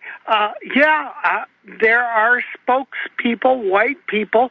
They've been genociding. The black people have been genociding the white farmers in South Africa for many years now. I think it's 70,000 approximately is the number, and just horrendous crimes against the farmers, the white farmers in South Africa. I mean, the most hideous crimes. They they kill and torture the white people and leave their property. They don't care to steal anything. They just kill the white people because they're white. But the fact is, there was no black people there when the white people came. And right now, still, I guess, the most amount of roads in the whole continent of Africa are in South Africa. The most amount of hospitals, the most amount of libraries, everything else. The white people built all that stuff. No other country has in Africa comes close. I mean, South Africa was first world, but not anymore. And this new leader, Jacob Zuma, in South Africa says he intends to kill all the white people. It's time for concern, people to get involved. If I was president, I would open the door to all the white people from South Africa, or even send troops down there to stop, like I said, what is genocide. Thank you. Oh, Trump to resign in a couple of months, a rumor? Well, there's a lot of rumors being spread around. Apparently somebody actually put forward a bill in Congress calling for Trump to be removed under the 25th Amendment.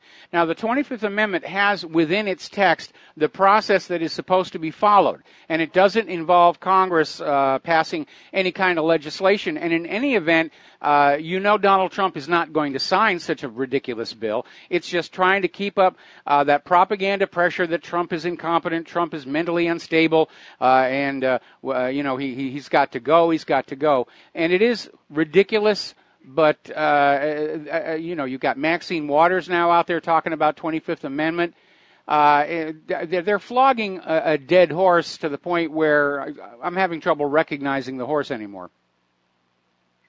It was Kelso that interviewed for a couple of hours, ran down the entire history of South Africa. This guy was great, understanding the history of South Africa. When the whites came, really the closest blacks were 600 miles away back in 1670, I think was the year. But in 1903, I think it was 2 million blacks had come, and then 1994, I think it was 40 million. I mean, the country of South Africa has grown with the number of black people because the white people let them in and let them work, and the black people came to be able to drive cars on the roads, to have a job, to go to supermarkets,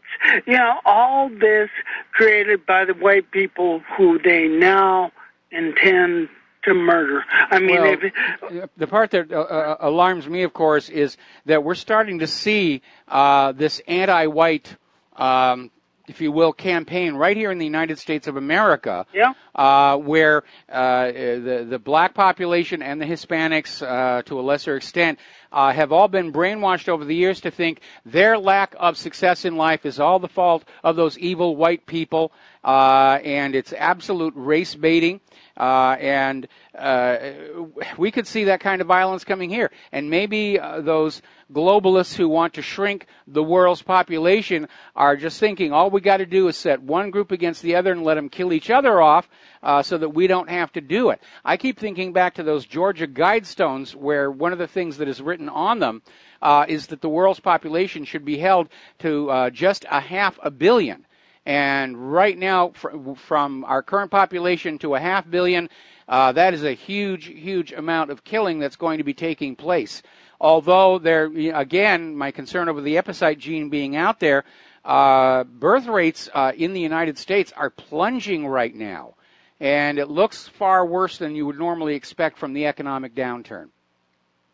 Who would want to try to raise children in this country? Perpetual debt slavery, where abortion, sodomy, everything that this country was founded on has been turned upside down But once again, Kelso and Rick Adams both interviewed two different people from South Africa, white people, who gave a really good report as to what is going on, and it is the black leader, Zuma of South Africa, said he intends to kill all the white people that are left there, and I hope you might be able to also pick up on this story. Well, genocide. I did post the link to the genocide website.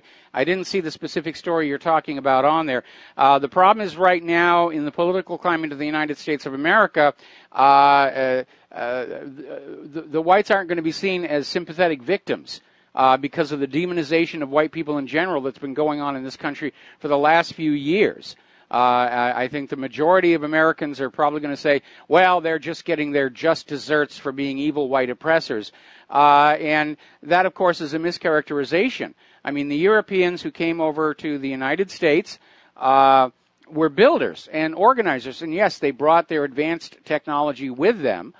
Same thing they did to Africa, same thing they did to Australia.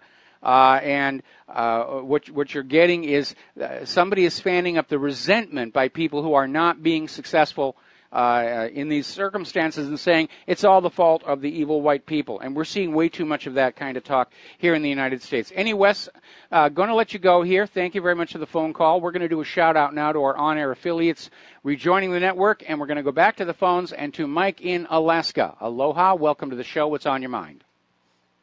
Aloha, Mike. Well, that call, I really appreciated that call. It triggered me a bit because I have a family member in Zimbabwe, and he's been there over 40 years since it was Rhodesia. And the only way that he survived there is he's a priest, so they didn't murder all the religious figures because the Mugabe guy is, allegedly a Catholic person. Okay. But all the others, the farmers and whatnot, were chased out. So what's going on in South Africa has a precedent in Zimbabwe, formerly known as Rhodesia. Yes. And it's very serious, and I think I called one time and I was saying, it's not quite right that those people maybe moved in there or that, the British Empire had colonies in these parts of the world. However, if you look at the suffering once they kicked all those people out that knew how to farm and build and organize and had common law courts set up and not kangaroo courts and on and on and on, the suffering is immense. I mean, that's what he deals with. He's not just giving people, bread and wine. He's dealing with people that are starving and dying because they don't know how to farm that region anymore. And so I don't know how it would be any different in South Africa if the genocidal kind of Hutu, it's similar to the Rwandan situation as far as going on a radio station down there and saying, kill all the snakes, kill all the whites, or whatever they're saying. And if that were to take place, the idea that, then they'll just keep going, it'll turn into a Zimbabwe Part 2. Yeah, it's an ugly situation there. And again, we may be seeing the United States might try and take advantage of these situations. The question is, which of these countries is currently under the control of the U.S. economy, and the ones that are not, the U.S. could use the violence that's going on to justify an invasion. We know the U.S. wants to conquer Africa. They've already set up a military command, AFRICOM, which is basically charged with projecting power into Africa. We know that there's already been an invasion of Mali that coincided with the sudden need for gold by the New York Fed and the Bank of France. And Africa represents the Earth's last remaining major store of undeveloped natural resources. All kinds of metals, chemicals, rare earths are all down there. And so the fight is going to be on for who's going to be in control of that continent. Mike, China, a lot of people are not aware, or there's not much coverage of this, but I have heard, and I can dig up some links and send them to you, but I have heard that up to 10 million Chinese are actually on the continent of Africa now. They're establishing huge trade relations, China as a country, with other countries. They're shipping over the Chinese nationals to set up factories and create jobs and industries. And then what they're planning to do, at least this is what some people theorize, is end up moving in their nationals out of China. It basically just repeat how the South African Afrikaners got there. Basically, the Dutch and British moving people in. Why wouldn't, if China is on the rise, why wouldn't they, or history tells us they probably would try to establish Chinese colonies in other parts of the world. Yes. And it sounds like Africa is where they're starting that up. And I just spent a considerable amount of time in Asia, and I can say this is why I sometimes talk about demographics, is they are not against genocide. At this current point in time, it would be like you took a time machine back 200 years ago and said, to the colonists in the 13 colonies, how do you feel about, pushing the Native Americans out of Colorado or the eastern part of the U.S.? They say, well, we'll probably manifest destiny. We're probably going to do it. The Chinese feel the same way if they were in Africa. They're not going to say, we don't belong here. They're going to say, might makes right. Well, unfortunately, that is all too often true, and obviously it bodes well for South Africa, where the whites are already a minority, and with the end of apartheid, they don't really have a strong political voice. So if the government of South Africa just launches a campaign to eradicate the white population, they'd better skedaddle out of that country and go someplace else. Mike, real quick, I agree with the last caller. We punish those people, the white South Africans that are they're basically Dutch and British as far as from a genetic perspective. They're excellent builders. They're very they would make ideal candidates to be if we're letting everyone in this country, we might as well let them in too. I agree with the last caller completely. Oh, no. We're not allowing white refugees into this country. Didn't you already spot that? Middle Eastern, yes. Africa, yes. White people, no. Exactly. Thanks, Mike. All right, thanks an awful lot. We're going to let you go. Okay, phone lines are open, 800-313-9443. Now then, apparently there's been another major fire in a block of flats. And apparently this is a brand new apartment block in East London in what's called Bethnal Green, which is actually an upscale neighborhood. So something has gone horribly wrong with the fire code, or at least the enforcement thereof, over in Great Britain. Because there seem to be a lot of fires going on right now. Arson to collect on insurance, we don't know, but it does seem to be a problem. Now then, apparently, according to the Wiretap Report 2016, U.S. authorities got a single warrant in 2015, and over the course of 2 months, an undisclosed government agency tapped 3 million telephones. 3 million phones of the American people on the basis of a single wiretap order. It strikes me as a little bit of overkill. It's almost like they get the warrant to make it look quasi-legal, then they just go on out and do what they were going to do anyway. Okay, over at GitHub, they had a recent goof. Carelessness has leaked 18 million user accounts. And the good news is that the user's passwords in the database were salted and hashed. However, the usual don't reuse passwords still applies. People who signed up to 8-tracks via Google or Facebook are not affected. Now, story coming out of electronicintifada.net. Is Israel spying on your smartphone? Because apparently Mexican investigative journalists and human rights defenders were the targets of sophisticated attempts to spy on them by hacking their smartphones. And the system used in the attack is called Pegasus, and it's made by a secretive Israeli company called NSO Group. So the question here is, why is Israel spying on Mexican investigative journalists and human rights defenders? Is there Israeli involvement in all of this human trafficking that's going on south of our border? because I don't think they're going to do this just for the heck of it. There's a reason there.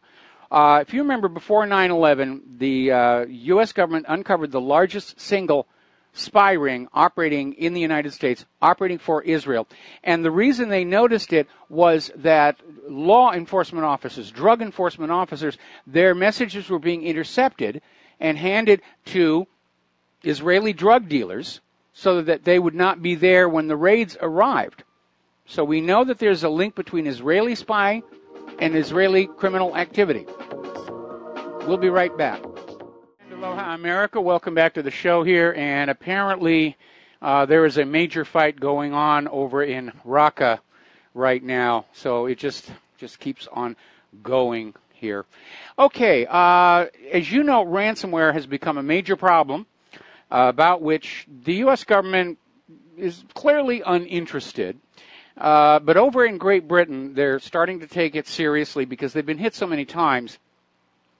And so what they're getting ready to do, they're going to drop Windows from all of the computers in the National Health Service, and they're switching to Ubuntu Linux with extra added security that is on there, because much of the ransomware is using all this code that came out of the CIA and the NSA that use these Windows-specific exploits to hop from machine to machine across the network. So they're actually developing their own version called NHS Ubuntu, and it's going to replace the current system using Windows. And they want to replace Windows on the desktops as well. And it's a smart thing to do. It really is the smart thing to do. Apparently, Microsoft is now laying off thousands of staff in a major global sales reorganization because Microsoft products are not selling. We don't have any money for it. All right, let's take a phone call here. Sherry in Texas, aloha. Welcome to the show. What's on your mind? Hi, Mike. I heard Google is being sued. I think I heard it on Town Hall, a little news broadcast between shows or something, that they're being sued for 2.4 billion euros for breaking some antitrust rules. Have you heard about that? Yeah, basically Google was caught biasing search results to put its own linked business interests at the top of the list. And, of course, Google gets away with that here in the United States, but it was a violation of European law, and they did get sued for it. Oh, good. I can gloat.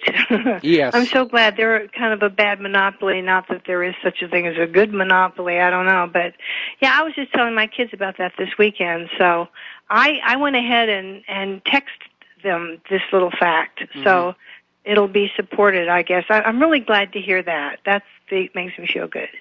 We got some justice there. Well, you know, there's a very fun movie called The Interns.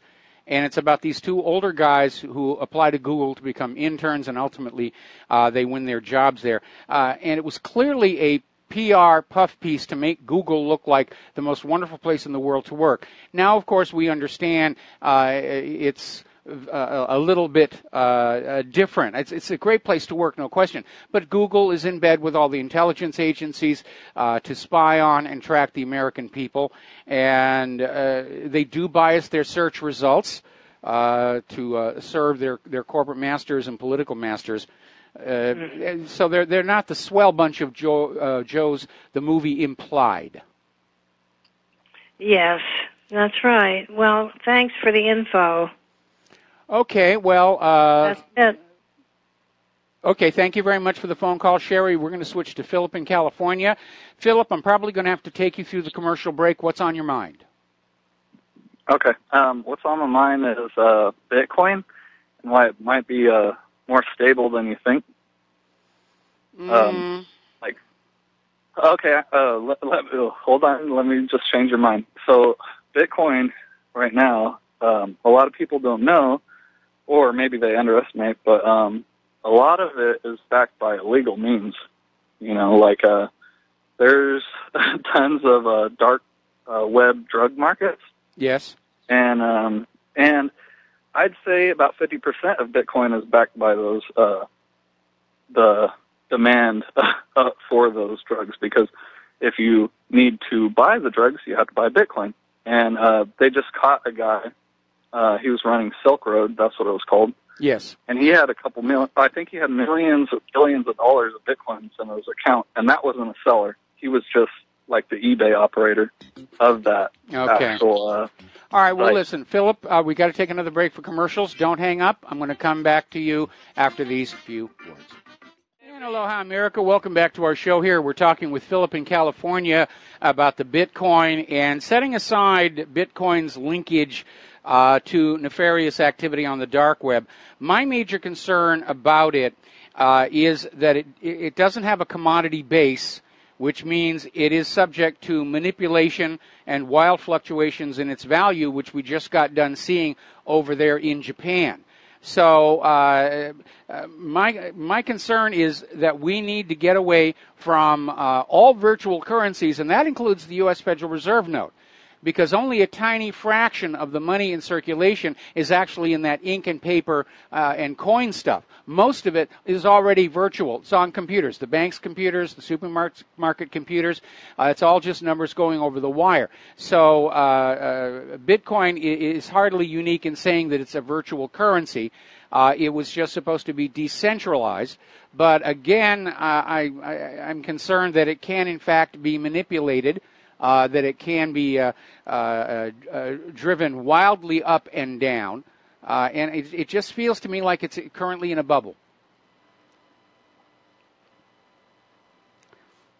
I'd say our currency is in a bubble. You know how it's not based off of nothing in reality. Yeah. What I'm saying is that Bitcoin is probably, I'd say it's undervalued right now because of that demand for, you know, that currency.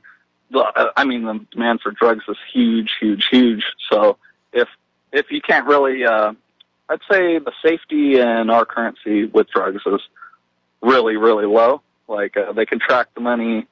Bitcoin is a little bit more easy to get around that. But yeah, I was just letting you know, maybe if you didn't know about it, but there's tons of illegal stuff that supports it, and I wouldn't see it dropping too much, like maybe, you know, down to 1,000, but that's still 1,000 Bitcoins over our dollar, you know. So I it's just interesting. So, but another thing I was going to talk about was the single payer. I like for the insurance. Yes. If you look at the country's economies that have that really good system you're talking about, like how they have single payer and it's working out really good, you need to watch their economy also, because it puts a big strain on their economy. And if anything happens, it seems like Australia, you know, they're going through a bad time, and they have the same system. You know, they have a really good healthcare system, but what strain does it put on the economy? Well, I mean, healthcare is going to put a strain on the economy, whether it is on the governmental side or the patient side. But one thing I think we can all agree on is that Obamacare is a complete, absolute failure for both its overt and covert purposes, and Trump care is not really shaping up to be that much of an improvement. I'm in agreement with Trump. Repeal Obamacare and just let it sit at that point. It's horrible. I mean, we had a better system. It was, I think it was better before, I think Nixon put in health, you know, Medicaid and all that stuff in there.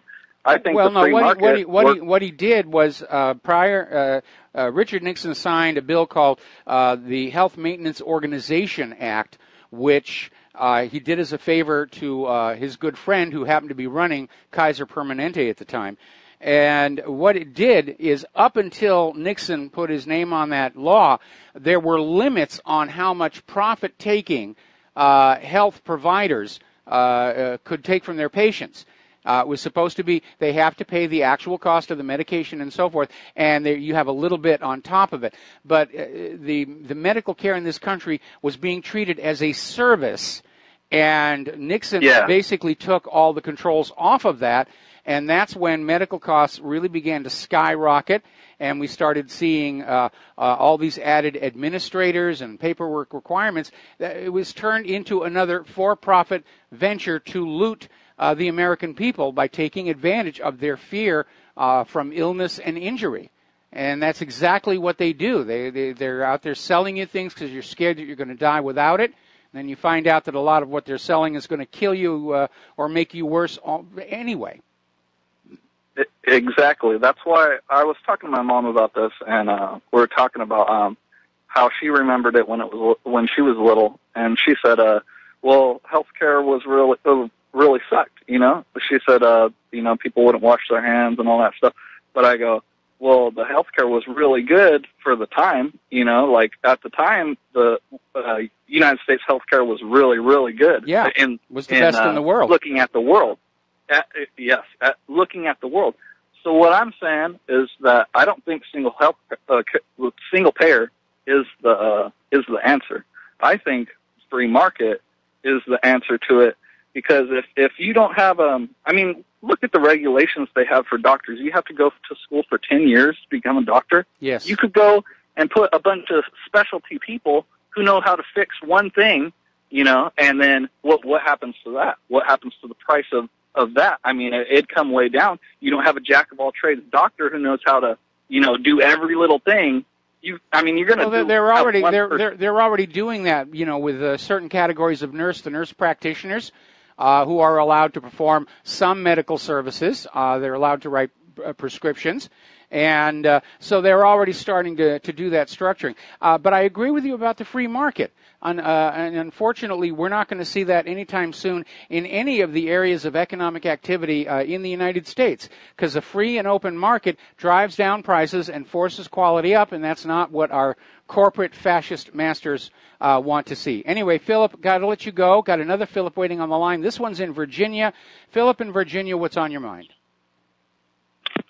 Aloha, Mike. A couple of things.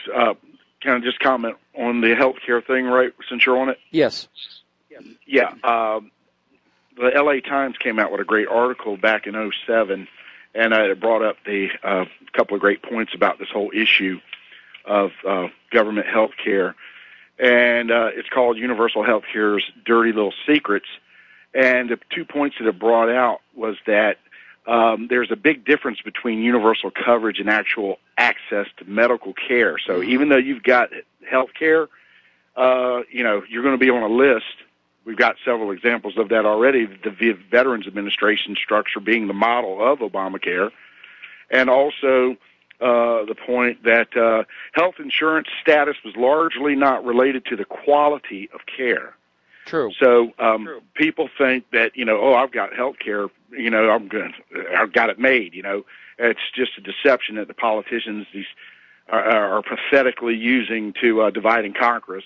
But put me down for repeal, and I'd like to think that this is President Trump's a calculated move on his part to try to go the way of repeal and replace, and then just finally come out and just have them repeal it all together. And that's what we really need to do: just repeal and don't worry about replacing or tinker with it later on down the road.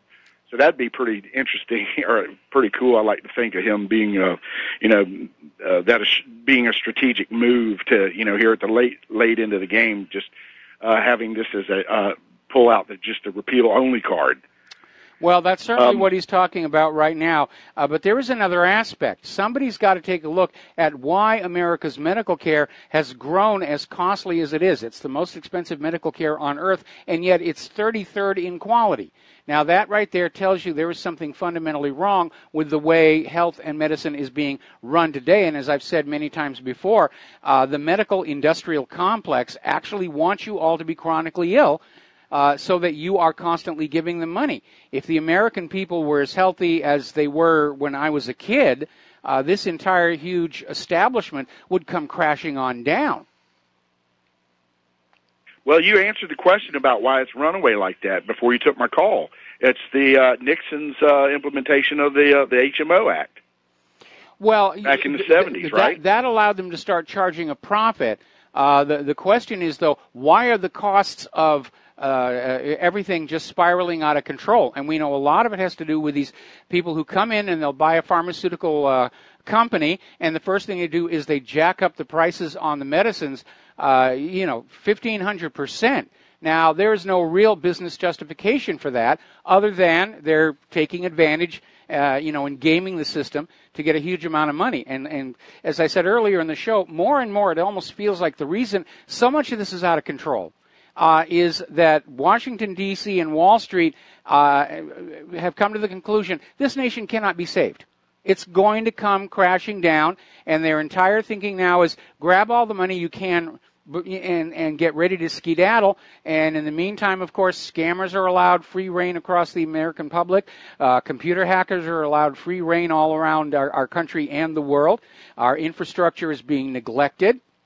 States are going bankrupt.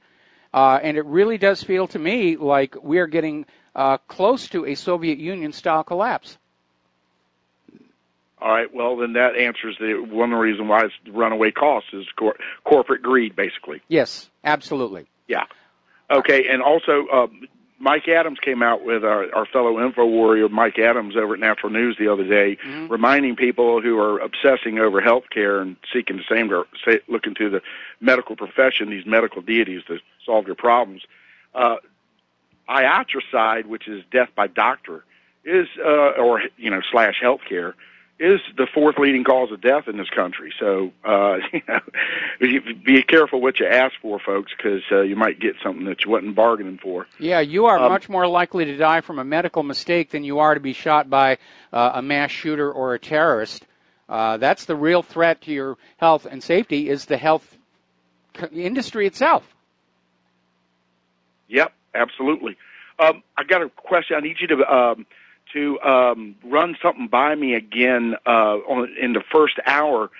You covered, somebody called in about Robert Mueller and some cronyism involved with the Clinton Foundation. Could you run that by me again? We were talking about the Clinton Foundation in the context of Hillary Clinton's involvement in the Uranium One deal.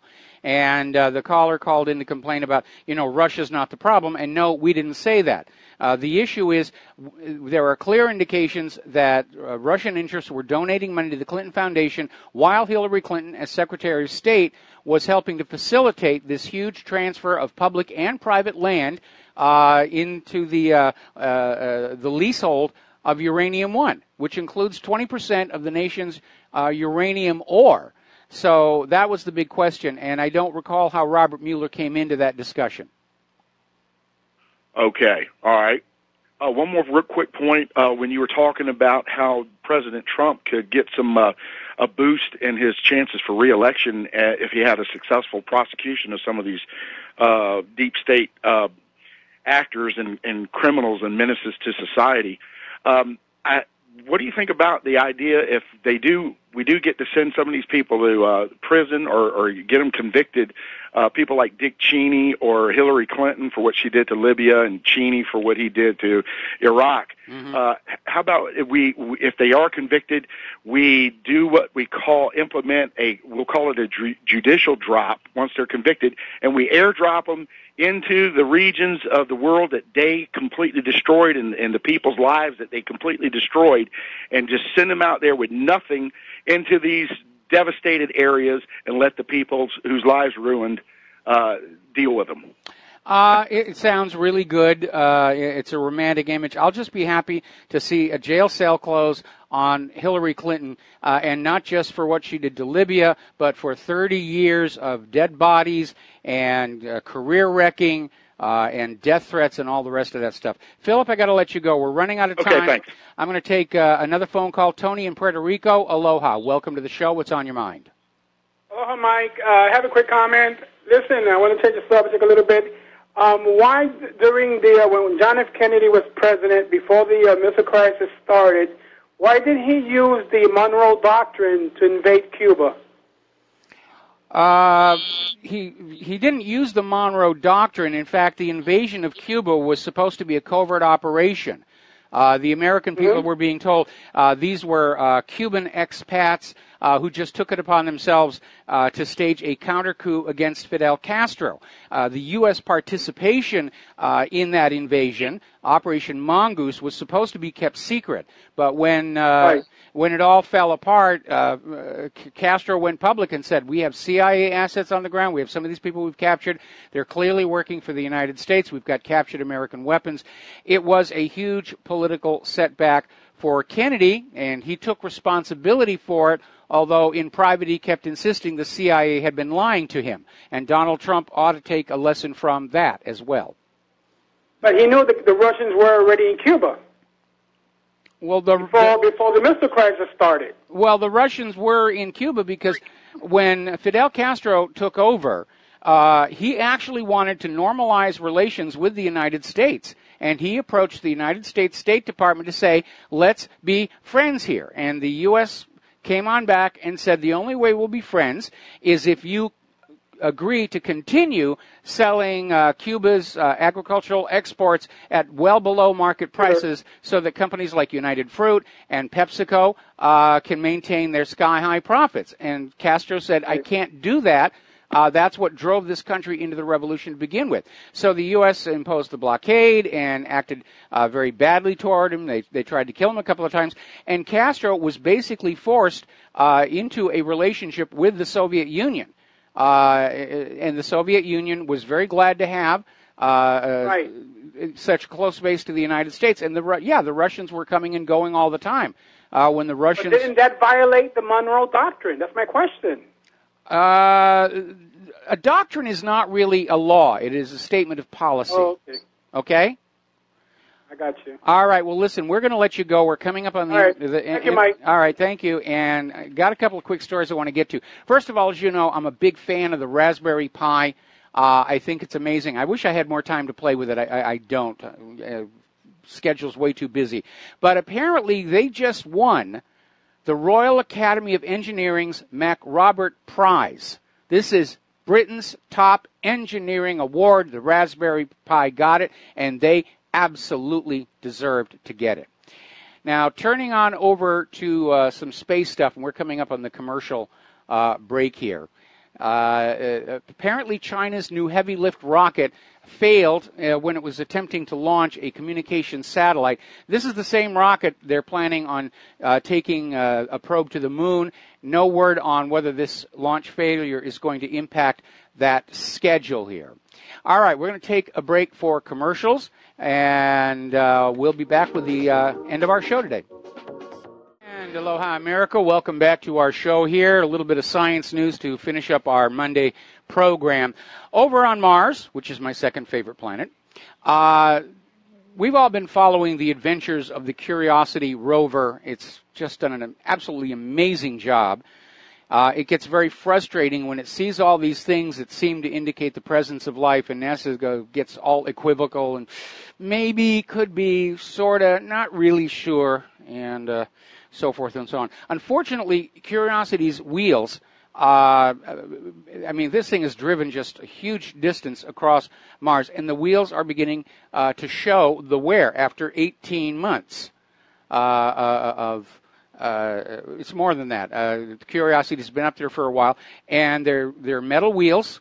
They're very lightweight. Everything on the spaceship has to be lightweight. And they're constantly going over very rough ground and rocks, and some of the wheels are starting to show cracks. And obviously, if you have a complete failure of a wheel, well, that's going to be an issue. So NASA has actually set up a software patch to deliberately slow the motors on the wheels down, because apparently during some of its exuberant climbs, it inadvertently will literally pull a wheelie where the wheels come off the ground and slam back down, and obviously that's not a good thing for them to be doing. In fact, that may be one of the reasons why the wheels are wearing out in the first place. But they are slowing it down, and but they are moving forward. And congratulations to everybody who worked on Curiosity, from those of us who worked on Viking. Now, Friday, there was an event. It was actually caught on a telescope camera having to do with a satellite, AMC-9, built by SES. It was in geosynchronous orbit. and it appears that it got into an accident. Now, normally, satellites that are placed in geosynchronous orbit, there's a great deal of separation between them because of tidal effects of the moon and the sun will make them wander a little bit. They're not really perfectly geostationary, and you still have to track them as they sort of wander around the sky. So there's a lot of separation. In the video, which is posted on the front of whatreallyhappened.com, it's tracking the AMC-9 satellite, and all of a sudden you see these four objects come in from lower left, and they travel by the satellite, and one of them appears to actually impact the AMC-9. And as these other objects pass on out, you see bits of debris starting to come off the AMC-9. Not too surprisingly, all the UFO flying saucer nuts are out there saying, the aliens are attacking our satellites. Really? Why would they bother? But given the positioning and the travel of these four objects, my read is it's probably debris ejected from a comet.